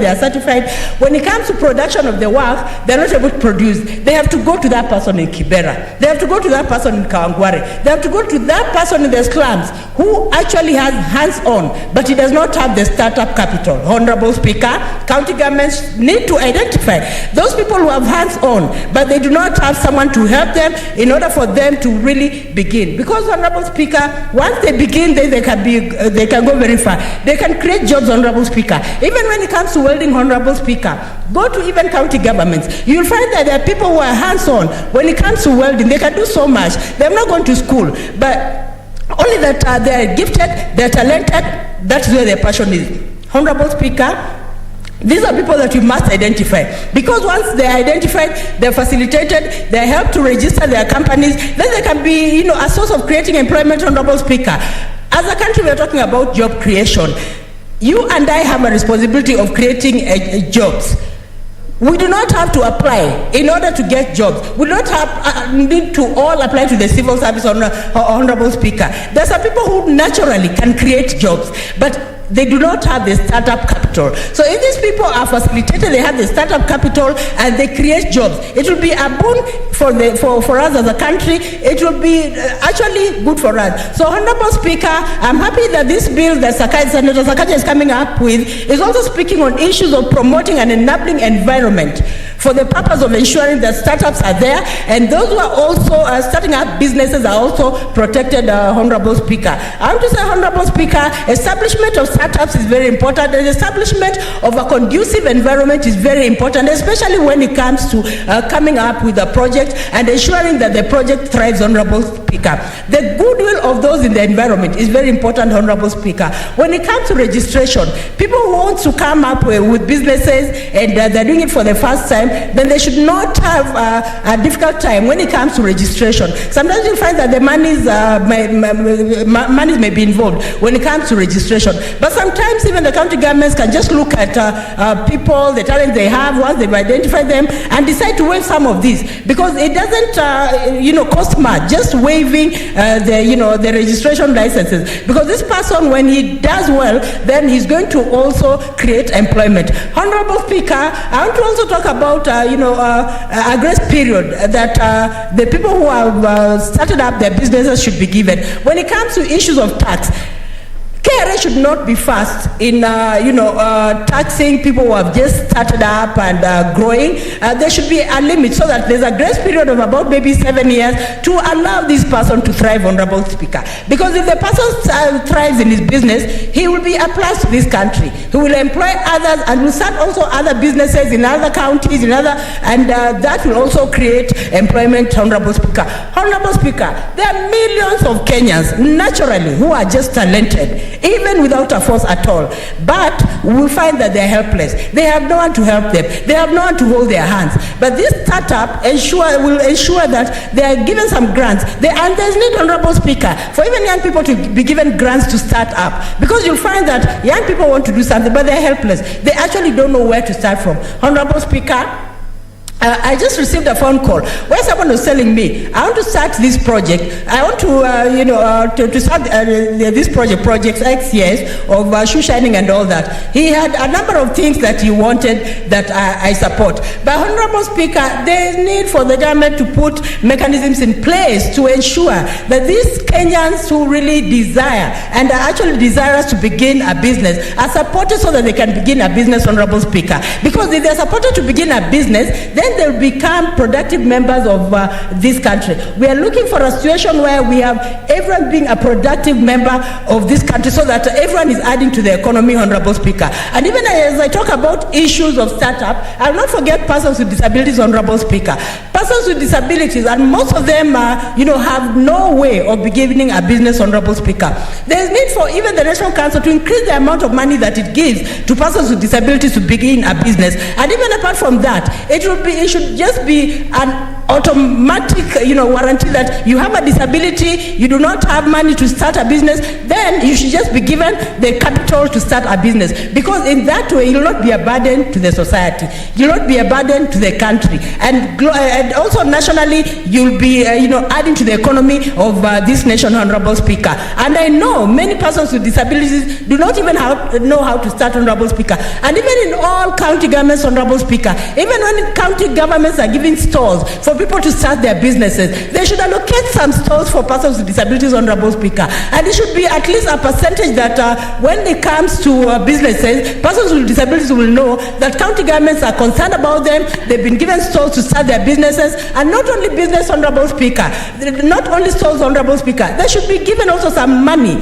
to begin. And county governments should put money aside, some money aside to ensure that they're developing persons with disabilities. And especially in this startup bill, county governments need to be mandated so that they know, they identify persons with disabilities, they identify their talents. Once they identify their talents, they ensure that they're giving them a premise where they can do their business, Honorable Speaker. And I've seen, Honorable Speaker, and it is painful to say on the floor of this house, I have seen even persons with disabilities in this Nairobi, Honorable Speaker, being bundled in a lorry being told that they do not have the money required to do the hawking and all that, to do the business they are doing. With their wheelchairs, they're just bundled in a lorry by city council,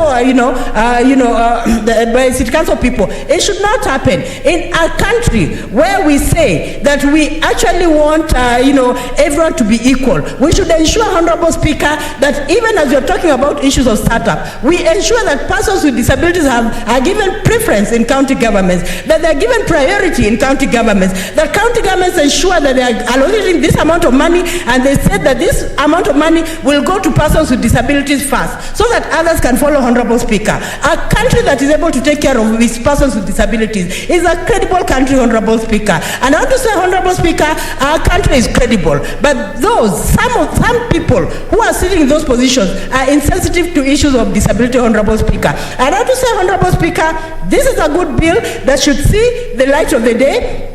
And I want to say, Honorable Speaker, it is a bill that will ensure that no person who leaves university is unemployed, Honorable Speaker. Because when you're talking of the startup bill, Honorable Speaker, someone can start from humble, someone can start with selling eggs. And Honorable Speaker, I saw a graduate of Jomo Kenyatta University in the newspaper at one point. He had started a poultry project, Honorable Speaker, and it was doing very well, Honorable Speaker. So even the theory that he learned in the university, he was able to use the theory, Honorable Speaker. And I'm happy that Senator Sakaja has brought out very clearly that county governments, national governments should work with universities for the purpose of research, Honorable Speaker. And why am I saying I'm happy? I'm saying I'm happy because research is very important, Honorable Speaker. It is at the research stage, Honorable Speaker, that the lacuna will be seen. And the lacuna will be addressed, so that this startup bill is sustainable, Honorable Speaker. We are looking at sustainable development goals. There are 17 of them. They cannot be sustainable if they are actually not propelled to be sustainable. So research is very important to ensure that we have the sustainable goals, even when it comes to the startup capital. If someone begins a project, Honorable Speaker, like even the mushroom business, I have seen Jomo Kenyatta University has a way of ensuring that there's growth of mushroom. Even when people are taken through those classes and they're given the capital, Honorable Speaker, they can start growing their own mushrooms. But even though they grow their own mushrooms, there has to be an exit plan. So I don't know whether Senator Sakaja talked about the exit plan of startups that someone has started a project, is growing mushrooms. So what is the exit of the mushrooms, so that someone has where to sell, Honorable Speaker. So I want to say, Honorable Speaker, that I support this bill by Senator Sakaja, and I pray and I believe that it's going to see the light of the day here at the National Assembly, so that it eventually becomes law. Thank you, Honorable Speaker, for the opportunity. I support. Thank you, Senator. Senator Halaka Bashir Osoka. Thank you, Madam Speaker. Madam Speaker, I rise to support this bill. This bill is definitely very timely, and I would like to thank Senator Sakaja for his foresight, as he always does, come up with very innovative bills and legislative frameworks for not just the young people, but for really very forward-looking and very useful and relevant issues and sectors of our economy. Madam Speaker, the startup scene in this country is on the move. This country, and I'm very happy that Senator Sakaja has made sure that there's a legislative framework around startups, because Kenya can provide leadership in startups, because we're already doing very well in terms of startups. Kenya has been leading in M-Pesa, in money technologies, and the entire of East Africa, actually, from drones dropping medication and blood to hospitals, to financial sector, banking sector that is totally digitized, which actually, if you compare that even to the European countries or even to the West, they envy us. And so I think now putting in place a legislative framework is really timely, given just how much entrepreneurship exists in this country, and given how much we already are providing a lot of tomorrow's solutions today, and providing a lot of jobs to young people and in many sectors. Madam Speaker, the Kenyan startup, is just very exciting at the moment in terms of the scene. We are seeing global investors paying attention, and Senator Sakaja, when he was presenting, has told us, as you know, the globe is watching, and it's not a lie.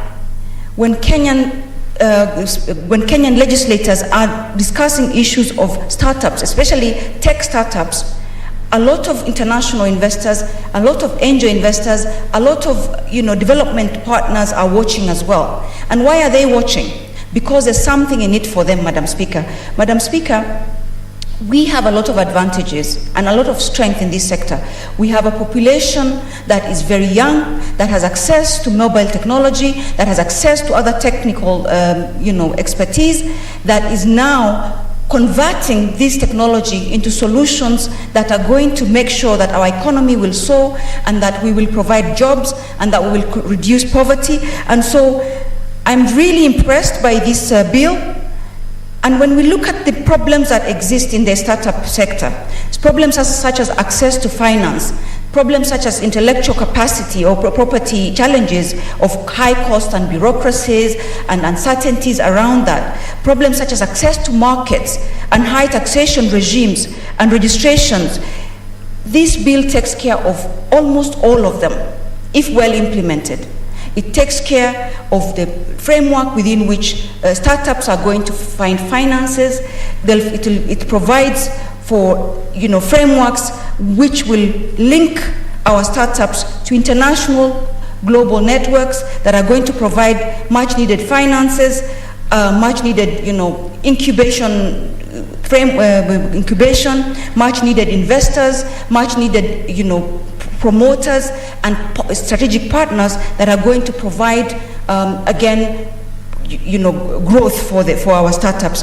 So this bill, with the object to foster a culture of innovative thinking and entrepreneurship, and for the linkages and startups, ticks all the boxes with regards to the challenges that are faced by our startups.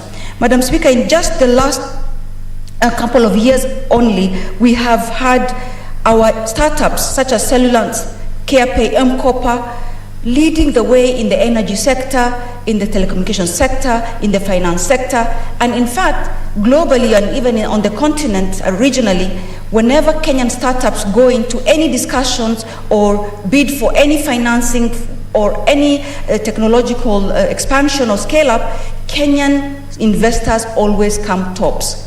So this bill is timely, and it's about time our government also stood up and gave the support that is required, not just in the framework, but also in the financial support that our young people and our investors need. Madam Speaker, just looking at some of the provisions in this bill, registrar of startups and admission and as incubation programs, I hope, because so far, the reason why Kenyan startups have really grown is because it's just driven by innovation and not so much by the straitjacket.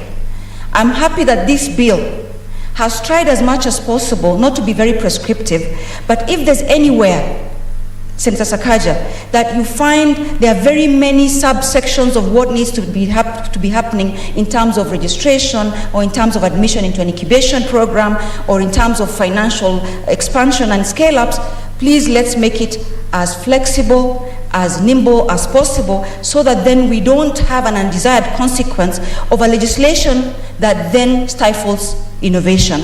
We have to really make sure there's a balance and a very tight rope that we're going to walk if we're going to make sure that we don't stifle the much, what we've done so far in the growth of our private sector and in the growth of our startups.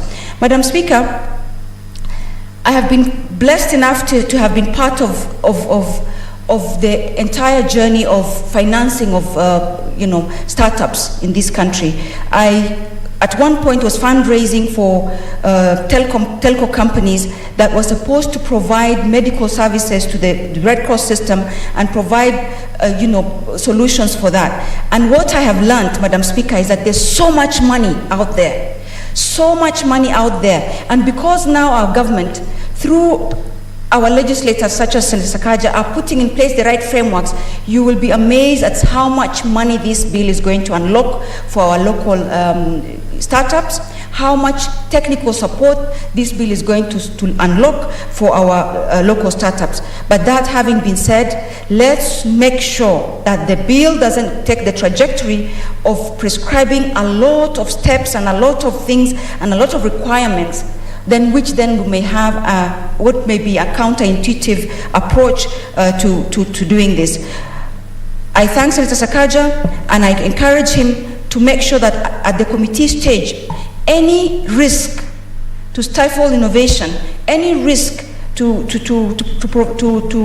prescribe too many steps are going to be ironed out. I have no reason to believe it is. The bill will do that, but we need to make sure that we do not we do not stifle through certifications and stuff like that. That said, Madam Speaker, I thank the team with those few remarks, and I support this bill. I look forward to having it being implemented, and as Vice Chairperson of the ICT Committee, I am very proud of the fact that this sector has been identified as enabler of growth, but also not just as an enabler, but in itself as a product that can be sold and can then contribute to the socio-economic well-being of our country and provide much needed employment for our youth and reduce the poverty that is really biting us. Especially youth poverty seems to be highest in terms of the different levels. I thank you, Madam Speaker, and I congratulate the sponsor and look forward to working with him to make it to see it being implemented. Thank you. Senator Kajwang Moses. Madam Speaker, I rise to support the startup bill sponsored by Senator Johnson Sakaja, who in the lingua of some of the schools we went to is my rabble at the Duke of York. Mr. Speaker, we were not there at the same time, so I did get the opportunity to send him for bread or to bully him. But he had the opportunity of bullying me when I joined Parliament, because I joined Parliament after him. Madam Speaker, this is a wonderful bill, and these are the conversations we should be having in the Senate.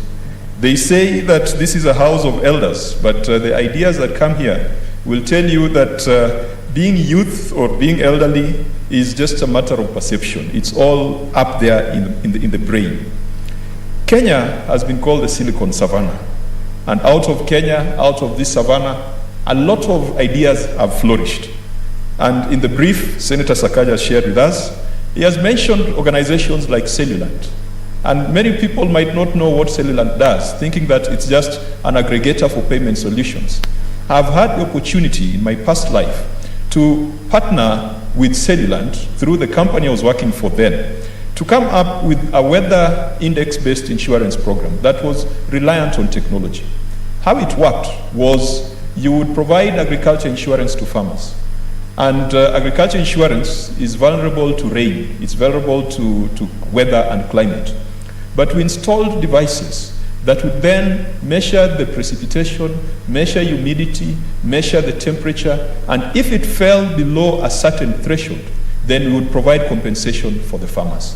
That meant that farmers were shielded from the vagaries of nature. If there was less rainfall, the insurance company would pay.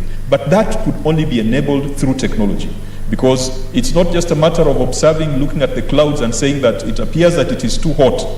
We did come up with solutions. There were SMSs, there were monitors, and all that was done at a time when such ideas were new, not just in Africa, but globally. Madam Speaker, in the lake, and now you know I'm passionate about the lake, we used to fish a small fish called omena using paraffin-powered lanterns. And when you come to a place like Mbita or Rusinga or Takawiri, at night you would be convinced that there is a city far yonder. And that city comes to life at night. Now that city is hundreds and thousands of lanterns that fishermen use to attract that omena to their nets and eventually to their boats. But through innovative startups, our fishermen discarded the paraffin-driven lanterns and went for solar lanterns. And Madam Speaker, through investors and startups and innovators, people like Mkopa that has been cited here, even those lanterns, for them to be recharged, the recharging stations are driven by solar. And it's creating jobs, and it's creating business opportunities for our young people down there. Because all you need to do, if you don't have the guts to go fishing at night, what you can do is to set up a lantern charging station driven by solar. And you don't have to pay the full capital expense upfront. You can have a unique rental or leasing model that only Mkopa has done, because some of those items have got SIM cards, and if you don't pay for the day, then there's a way that it is terminated. All that is innovation and startups that need to be supported. But on the other hand, we have had the big boys like SportPesa. Madam Speaker, today, the main advertisers in this country, the people who are driving advertising revenue, are either betting companies or alcohol companies or telecommunication companies. The innovation of betting and the ecosystem of lotteries and gambling and gaming that we have in this country, is that the kind of innovation, and are those the kind of startups that we want to support? We must therefore find a way to ensure that in this bill there are ethical considerations of startups. I don't think that any startup is good. We must look at its ethical implication. What will be the implication on morality? What will be the implication on society and on community? And Madam Speaker, even though we are talking about incubators, and even though we are talking about a nexus between the government, innovators, and the creative community, we must also make sure that we have clear guidelines on what kind of startups we want to promote. It might surprise you that the pornography industry is a multi-billion shilling industry. What if someone decided to build a hub, and such hubs have been built, and they are minting billions of shillings out of revenue? Madam Speaker, I do not want an incubator that comes up with a Kenyan hub whose end is to deprave the morality of our people. And so I'll be asking Senator Sakaja to ensure that we have clear provisions to ensure that some of these startups do not get into bottoms-up kind of activities, and activities that will corrupt the morals of our children. But the direction that the world is taking is towards innovation. If you look at how Elon Musk started, and Elon Musk, many people don't know, was born in South Africa, started his schooling in South Africa. The applications he did, what we are now calling yellow pages, those were serious innovations at that time. Today, we take it for granted. Madam Speaker, you recall, many back in the days, Posta had to distribute a directory, a thick book, and if you didn't have that, you couldn't get addresses and PO boxes of organizations in this republic. People like Elon Musk are the ones who innovated the yellow pages, and after that, he sold it, and he moved on to another venture, and moved on to another venture. And now, Elon Musk and the company that he founded that is coming up with electronic vehicles is bigger than all the automobile makers combined. Toyota, Mercedes, BMW, name them. Tesla is bigger than all of them, out of a small innovation. And if you look at the richest men in the world today, they are all in that innovation ecosystem. And so I believe, Madam Speaker, that we can support and we can promote local innovators to ensure that they get into the market. And one of the areas that I've been very proud of when it comes to our local innovators has been applications that have been built to collect revenue in county governments. We have had a long conversation about the collection of revenue in Nairobi County, for example. And Madam Speaker, I do recall that there was an organization called JamboPay that was providing that service. In my past life, I saw that organization grow. We first started having conversations with them to come up with an automated solution for payment of insurance premium. And that was a time when insurance companies were insisting on checks or insisting on EFTs. They did not trust M-Pesa, they did not trust online solutions, and they did not trust that insurance could be sold online.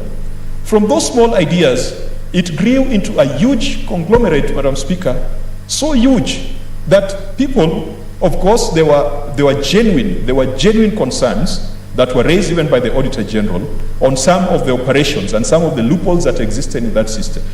But Madam Speaker, they grew so big that there are those who got jealous. That how can people, small boys, in a span of 5 years, grow so big and make so much money? That is the nature of that world. In 2 years' time, you can move from a millionaire to a billionaire if you have an idea that can sell. And that is the environment and ecosystem we want to build. In my county, I've come across some young men and women who have established what we are calling Bay Hub. And they've done it without support from the county government, national government. It's just a group of ICT enthusiasts who have come together to share and to create a space. And Madam Speaker, if we were assertive as a Senate, because we have offices all over in each and every county, we could have created and converted our offices into innovation hubs. Sometimes all you need to do is to have good Wi-Fi, have tea, and have an open door policy. And young boys and girls will be coming to the compound while they are browsing. They'll be sharing ideas and coming up with very great ideas. In Kisumu, we have some young men and women also working on Lake Hub. And they're attempting to come up with technology-based solutions to some of the challenges we face in the lake and the blue economy that is dominant in that region. Back in Nairobi, at Strathmore University, they are doing an excellent job. Many of the incubators that we have been privately driven, and they've also been self-initiative.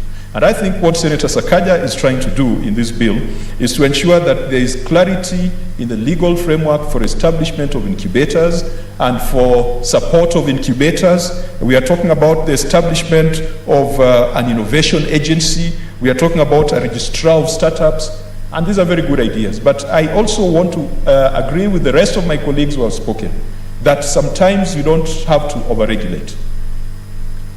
If we didn't have this bill, and if we had a government that was committed to innovation, if we had a government that was committed to completion of the Konza Technopolis, if we had a government that was committed to the pursuit of Vision 2030, because innovation was one of the key components in that vision, if the government was committed to getting proper policy advice through the National Economic and Social Council, then perhaps things would be happening. We'll be having startups, we'll be having incubators coming up all over this country that it might not even have been necessary to come up with this piece of legislation. But it has to start from somewhere. And Madam Speaker, I support that we have this kind of bill. There is a problem in the startup world. And I will be very blunt, Madam Speaker. There's a racist dimension when it comes to funding for startups in Kenya. And it is something that we must look at straight in the face and find out why that is happening. When startups go to approach venture capital funds, that unfortunately most of them are foreign, and if they're just the Sakajas and the Otienos and the Onyangos, they don't go very far. And these are conversations we hear. The young people, they tell us. But the minute you bring a face that looks a little bit Caucasian, even if it came from Ukraine or Bulgaria, all of a sudden, the startup becomes successful.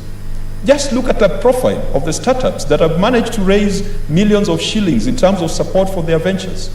And so, Senator Sakaja, there is the aspect of ownership of a startup that is in here. And I've seen some analysts say that there is a disconnect between it and the National ICT Policy 2020 that has set the threshold for local ownership for in ICT-based enterprises to, I think, 30%. So we need to address it. We don't need to prescribe on the ownership bit, but we must find a way of ensuring that venture capital firms are also providing access to capital to startups that have been established by Kenyans. You don't need to hire a face for you to get money. And that's what many local startups are doing. They're hiring faces. They're hiring faces so that they can access capital. Another challenge has been the issue of theft of ideas. Madam Speaker, even now, there are people who are claiming that M-Pesa was their innovation. Even now, some of the biggest innovations we have around, I think there could be some litigation on things like call me back, please call me back, that solution that we so easily access on the Safaricom platform. How do we ensure that we have a proper intellectual property rights regime that respects the rights of innovators. Because in these startups, there will be people innovating, and those innovations need to be protected. If we tell them to go for patents, have we made it easy for people to apply for patents? In the United States of America, it's very easy, and that's why they are leading in innovation. What kind of regime, what kind of environment do we have when it comes to patenting, when it comes to copyright, and when it comes to intellectual property? And when our young people go and do a demonstration to a big organization and in the boardroom, and they've got a wonderful idea, and what does the organization do? They tell the ICT department to find a way of reverse engineering or accessing the source code of that innovation. And many a times our young people have always been used to generate ideas in big boardrooms. But then when it comes to monetization, the companies do not give them anything back.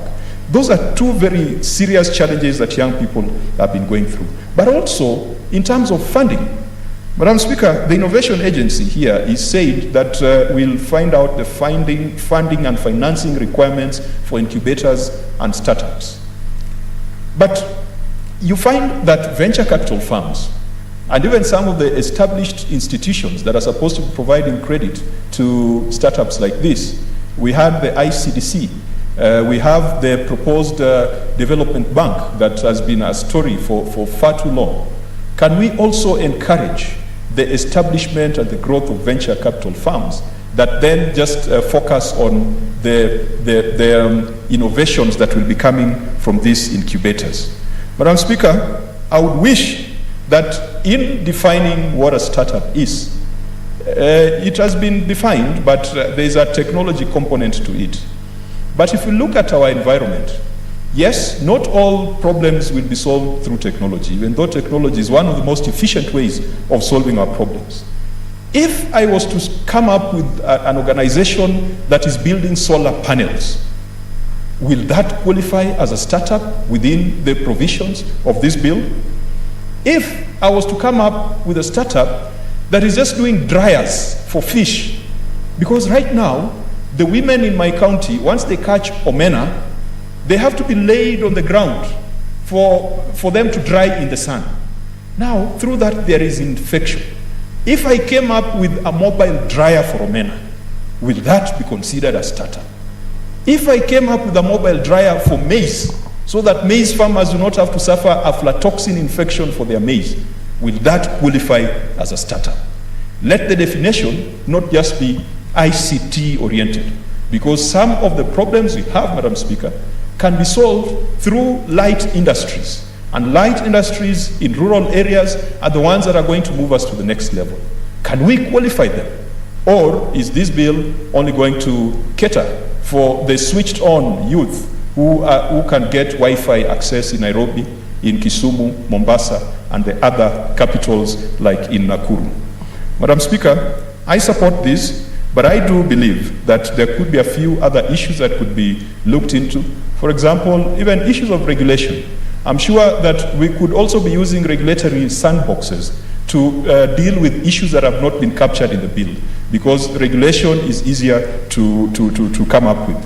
But also on incubators, for registration of incubators, the question would be, do you register an incubator that already has connections, or can you register an incubator and help it to build the connections and linkages and the partnerships? It's a chicken and egg situation, because I think the bill says that to register an incubator, they must demonstrate the linkages and networks and collaborations that they have. But the Bay Hub in Homa Bay, it's just a group of enthusiasts. The Lake Hub in Kisumu is just a group of enthusiasts.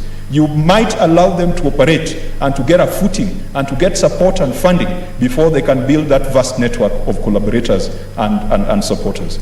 Madam Speaker, finally, the curriculum that we run in this country, the TTIs that we build, we must run away from the old ways of doing things, the old ways of teaching home science on a Singer sewing machine, the old ways of building houses using brick and mortar, and go for alternative building technology. We must use those TTIs as the centers of innovation and as the breeding point for the startups that this bill seeks to regulate. Madam Speaker, the future is bright. Vehicles are not going to use fuel in the future. Ubers are not going to have drivers. Countries like the United Arab Emirates, their focus is on going to Mars. Rich men in the United States of America are competing to go to space. We cannot be competing for the bottom in this country. Madam Speaker, we must compete for the top, and we must have a policy and a vision that inspires every Kenyan that we must aspire to go to the highest heights possible rather than focusing on the bottom where we are told to push wheelbarrows and to do push carts. Even that wheelbarrow pusher hopes that one day he will own a Porsche. Even that mkokoteni pusher hopes that one day he will own an Actros. Madam Speaker, let's think big, and this is a start. Let's have incubators and startups, and let's encourage Kenyans to think about the top rather than the bottom. I support, Madam Speaker. Senator Mudama Agnes. Yes. Madam Speaker, I thank you for giving me this opportunity to contribute to this startup bill from Senator Sakaja. I must say that this is a very important bill, and I would request that as you continue with this bill in the committee, you consider what the BBI had suggested, that the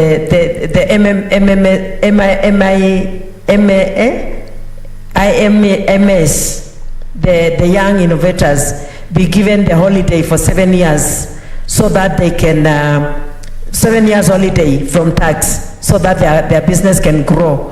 We should also have seen so much of young innovators on television coming up with things like even innovating a car, innovating televisions, radio, and many other things, even beds for ICUs, and even for COVID-19 beds. I've seen them, but majority of them just disappear. The minute they are brought on television and they are viewed, they disappear. You never hear about them again. And these are the people who the government should really support, so that whatever innovations they have can be brought to the light completely and can be used. I would also suggest that not only the young people, but also mature people who have ideas, which can be brought up and can produce things that can be of great help, because this will also cater for the young people who are looking for jobs, because we should not only have the white collar jobs. These businesses, these young people businesses, and even the mamambogas who are doing those businesses, they should be supported fully by the government, so that they can grow up and their businesses can grow. I've seen young people in Kenya on media who have finished their universities, and they have nothing to do. Some of them have opted to work with the students from outside the country, doing their work, their college work, their university work, and they pay them. And they are doing very well. We have great brains in this country.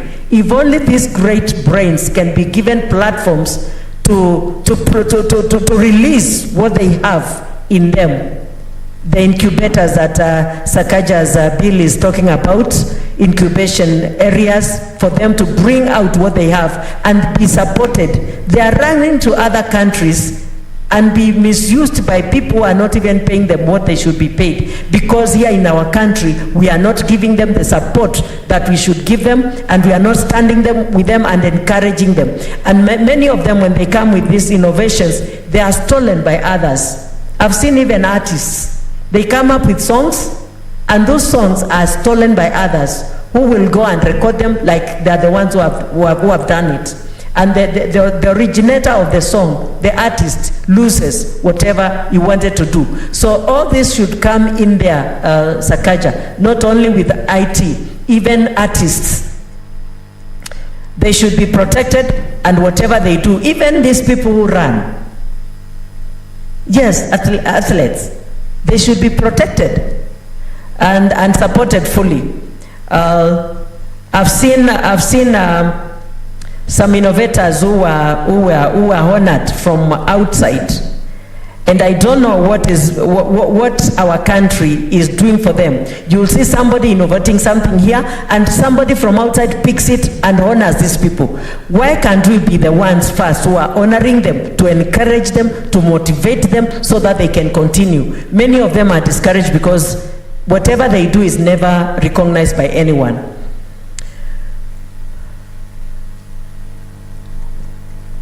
And I concur with Senator Wetangula when he said that the agencies might come and be another platform of corruption or even discouraging some, because favorism, something like favorism should not be seen anywhere near these people, so that they can do exactly what they want to do, because once somebody is discouraged, they sit back and they don't continue with what they are supposed to be doing. I support this bill. We have young people who have innovated the Lion Lights in Kenya, the smart gloves, the gas tracking devices. These were students from TUK students, and the Cut Up by Kenya high scholars.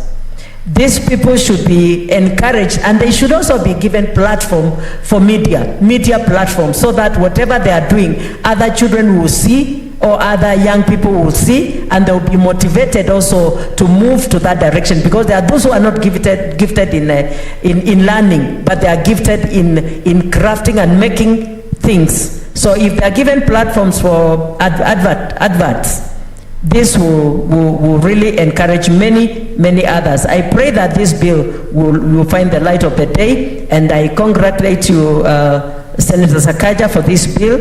I support. Thank you. Senator Langat Christopher. Thank you, Madam Speaker, for also giving me this chance to congratulate and Senator Sakaja for coming up with such a very important bill at this point of time. Madam Speaker, you know very well that the greatest problem that young people, mostly in developing countries all over the world, are facing a challenge of unemployment. This particular startup bill is the hope of this nation and beyond on matters providing solution to unemployment. It is very important to understand that at first, Madam Speaker, when Senator Mutula and Senator Wetangula were talking, I was almost thinking that we are engaging ourselves into our political caucuses. But after reading this particular bill, I decided that I must support it openly. So, Madam Speaker, you know, startup has to do with promoting creativity. And creativity is what makes people earn their living. It is a way of doing things differently. You remember one time, and I want to quote what Albert Einstein once said, that doing the same thing the same way and expecting different results is what he referred to as mediocrity. So this startup bill, Madam Speaker, will promote creativity. It also promotes what we call continuous improvement of what we have today. When people go to the market, they are always out there to see for new things, to look for new models, new designs. And this particular startup has a way of actually creating that particular avenue. Another thing that we've got to know and understand on matters innovation and incubation, Madam Speaker, is that it always promotes new You can see markets in our country be it in Eastleigh, be it in Kigomba and the rest. New designs in everything we are getting more often than not comes from outside our country, simply because we've never come up with legislations that will open up creativity among our people. So to compete internationally, you know, today we cannot go creating legislation that will deny some importations of some materials, that will deny any foreign trade from getting into our country. And therefore, to compete in a very healthy way with other countries all over the world and to get favorable competition, innovation is the way to promote and the way to go. Another thing that is so important when it comes to startup, Madam Speaker, is actually ability to respond to international or challenges. To actually respond effectively to challenges, be it on pandemics like COVID and the rest, innovation is the way. So I want to say this is a very important bill, especially when I see an area of establishment of incubation programs. This is incubation programs specifically are programs designed to enable growth and innovation in a country. So I've read through this particular section and I have seen very important elements that will support innovation in our country. I want to say also I'm very happy when it comes to registrations of startups. As most of our colleagues have really said, I have seen the elements or the requirements for registrations. These particular bureaucratic red tapes that are all over are not having its way here. You see, today even to get, even for somebody to get an opportunity somewhere, there are so many requirements, apart from maybe college leaving certificates. Somebody will also demand for good conduct, and all those things requires money that our youths more often than not do not have. But I've seen matters registrations here. There are no such red tapes that will actually hinder registration of startups. So I'm very happy that those particular bureaucratic red tapes that always discourage starting of businesses have been discouraged in this particular bill. I want to say that the process should be made accessible and so easy to register these particular startups so that even those particular people down there, the people we normally call them hustlers or the people without particular way of living, this particular bill will provide an effective roadmap that will promote them to see their potentials in life. I'm also very important when it comes to certification of incubators. The elements attached to it are so important. But what I wanted to talk about is incentives for startups. And I want to say the greatest challenge we have in our country is the provision of incentives. Incentives begins from even creating awareness that this particular bill, the moment it is enacted to become a law, it should be the responsibility of the government to create even a particular directorate that will market and create awareness in our country of the importance of these particular startups. There are so many things that people down there in the rural villages are not aware. I have seen even during the beginning of when capitation of 30,000 was given to the youths to promote them from getting into technical training institutes. Most of the students, most of the people down there in the rural areas, you can still hear them looking for fundraisings to take their children to TTIs. But in most of the places where awareness was created, particularly where I come from, all the TTIs that you can see, the ones which were studied, I remember one called Technical Training College. When we created awareness, The students by then were 30, but today they have got around 3,000 students. So awareness should be created once this particular bill come into enactment, so that people may know the importance and benefit from the same. I want also to say that the government should heavily subsidize it, as Senator Muzuruve was saying, in terms of research. Research money should be set aside, linkages with the universities and other institutions, like in areas where they grow tea, coffee, and the rest. This particular startup should be linked to those particular research institutes, so that they promote new knowledge, new skills, research to do with marketing and the rest. But when it comes to marketing, I would like to say that in our country we need to come up with a strategy to make sure that our products are bought in our country. We are the greatest market. I was surprised when we went to China that whatever it is being produced in China, they consume to the tune of around 80%. So the challenge with our country is that more often than not we create market for other foreign goods, some which are even substandard as compared to what we produce in our country.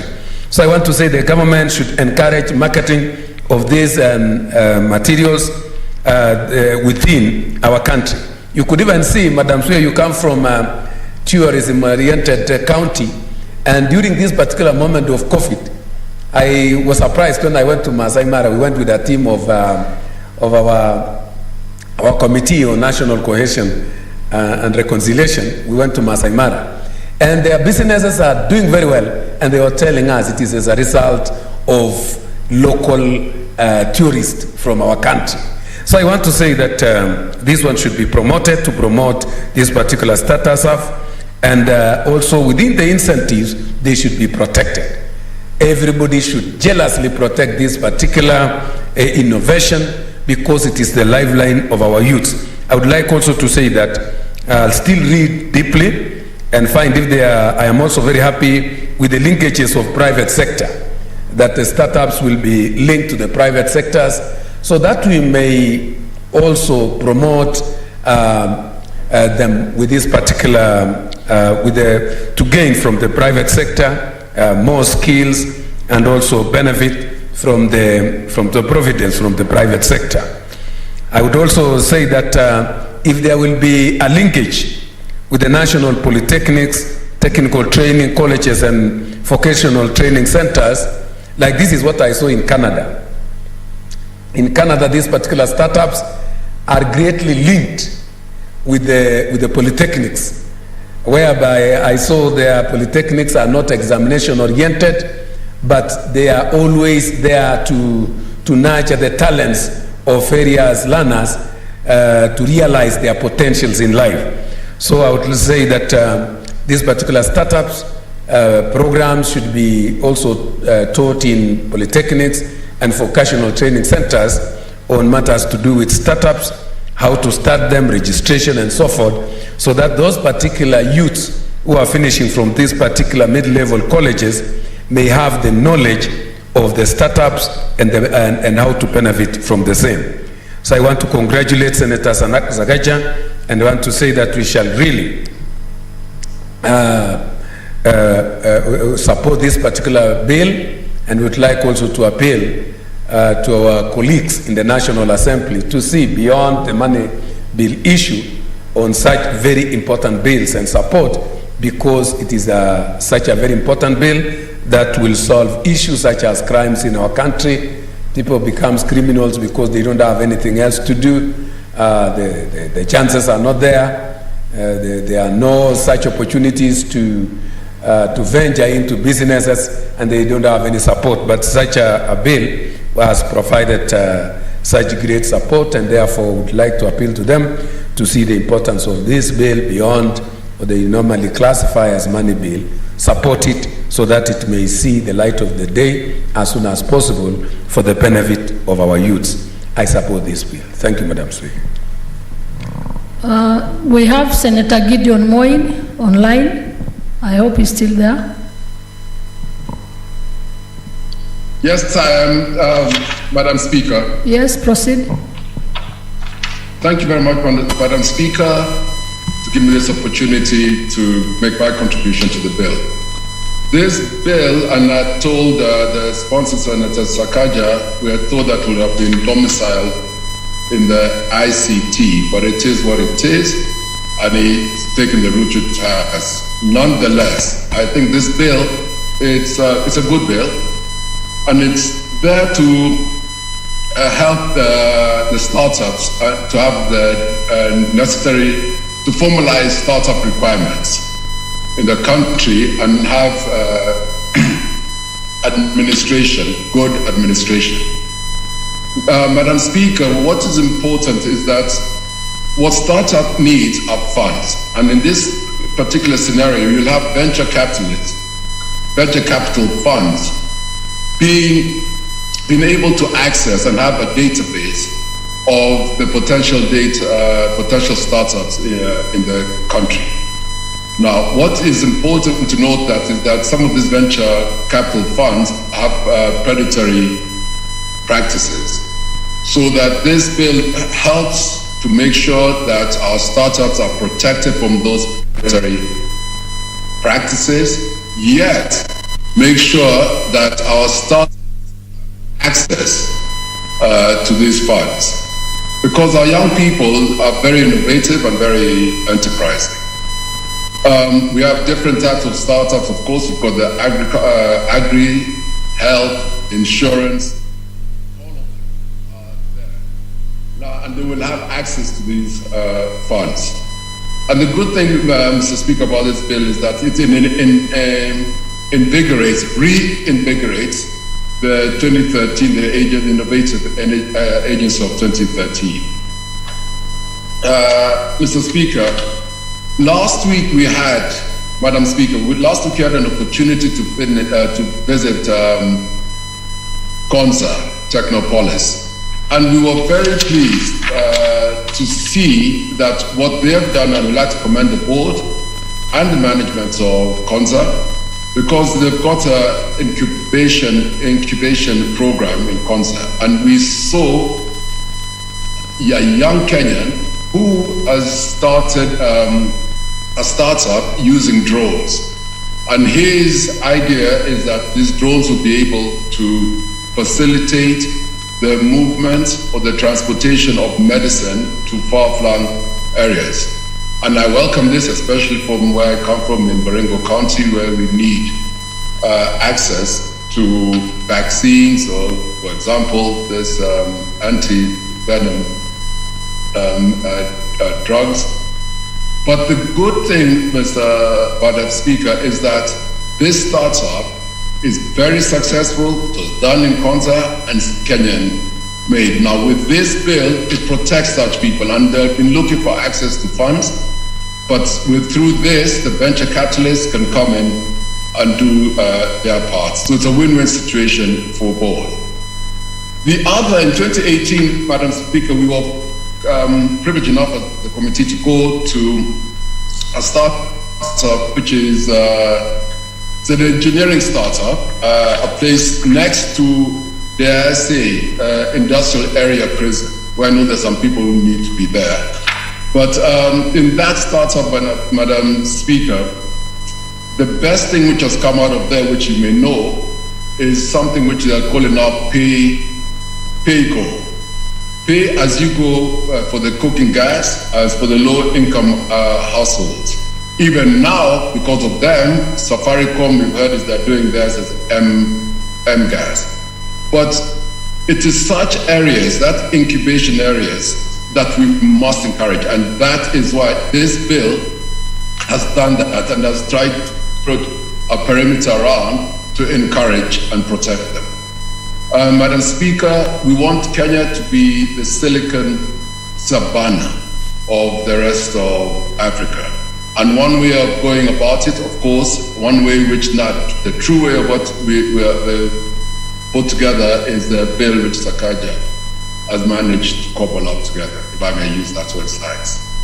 With those few remarks, Madam Speaker, I'd like to support this bill and encourage others, and encourage especially the young Kenyans to take advantage of what this bill goes through to let their minds free and be innovative as they are innovative. Thank you, Madam Speaker. Thank you. We go to Senator Mercy Chebeni. Thank you, Madam Speaker. Madam Speaker, I also rise to support this bill by Senator Sakaja. I think it's a very progressive bill and it addresses the challenges that startups face, especially in this country. Madam Speaker, a lot has been said about the innovativeness and creativeness of young people in this country. And I think we need to do something more about that. We do not need to come here and just speak about it, but we need to do something about it. And I think I want to congratulate Senator Sakaja for coming up with this bill because it ensures that we do something about that creativeness that young people have in this country.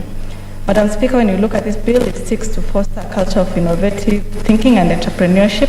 For a long time, we've been talking about creating a culture of entrepreneurship in this country, and I think this bill seeks to do just that. It also seeks to promote an enabling environment for startups who face a lot of challenges before they grow and become independent, Madam Speaker. Madam Speaker, when you look at another provision of this bill, it seeks to also have an aspect of monitoring and evaluation.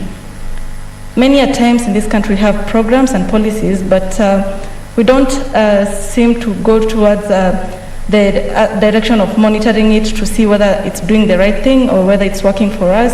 And so with this provision, I believe that we'll have up-to-date regulations that seek to solve challenges in the 21st century, Madam Speaker.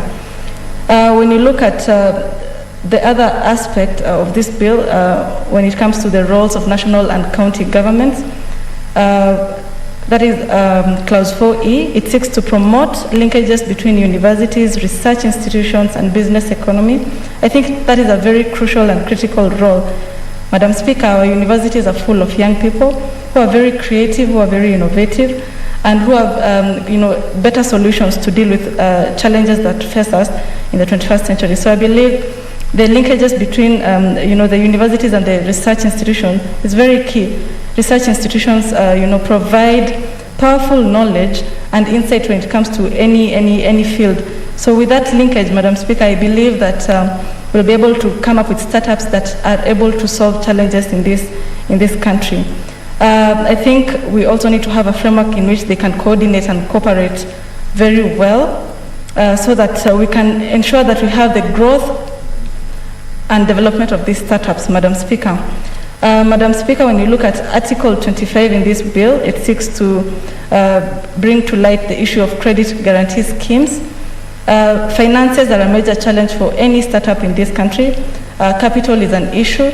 Many at times, small startups, people look into their savings, and Madam Speaker, this is not sustainable. So having a credit guarantee scheme will allow these startups to grow and not have challenges of finances. Accessible financial support is very crucial. And also not that, Madam Speaker, it also seeks to ensure that information on financial matters are relayed to young people who want to come up with startups. So I think that is a very critical aspect of this bill. When you look at Article 26, it seeks to address the issue of training and capacity building. Madam Speaker, many a times startups don't go beyond the second year mark. Within 6 months of operations, they just die naturally. And sometimes this is due to lack of mentors, lack of skills. And Madam Speaker, so when I see how progressive this bill and how it wants to look at the issue of mentorship and issue of skills and capacity building, it really makes sense and it's timely, Madam Speaker. It will ensure that training programs are there for young startups. It will ensure that mentors and resource persons are working with the startups, Madam Speaker. It is very important so that these startups grow beyond the second year mark, Madam Speaker. Madam Speaker, I think a lot has been said, but maybe one of the things that I need, maybe in this bill, Senator Sakaja should look into, is creating awareness, and especially awareness at the county level. Many a times, rural youth are not aware of such provisions. So if there's a provision for county and national governments to create awareness among the youth. It would be very critical so that young people are aware of certain things that happen in this government, Madam Speaker. Also, when you look at clause 3, F and H, I think they're similar in terms of promoting and enabling environment, so I think that should be amended as well. Other than that, Madam Speaker, I think I support this bill. It's a very progressive bill. Congratulations, Senator Sakaja, and I support. Senator Alice Milgo.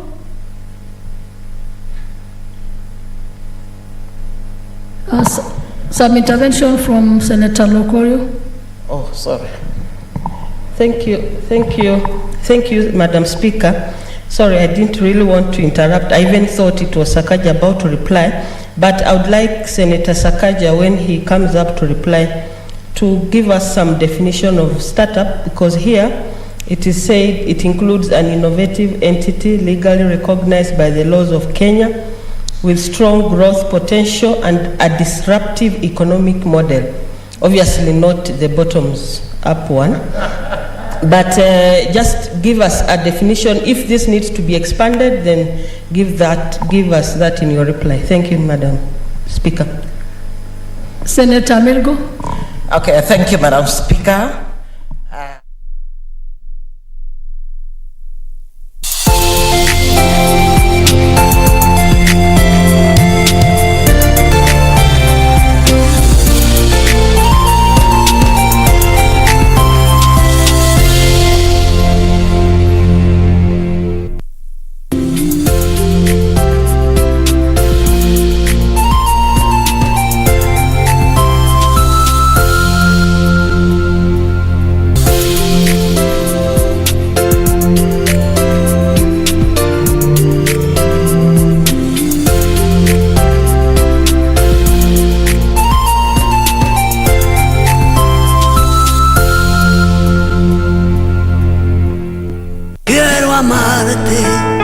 De una forma diferente, de otro modo, nunca. Well, it looks good on me.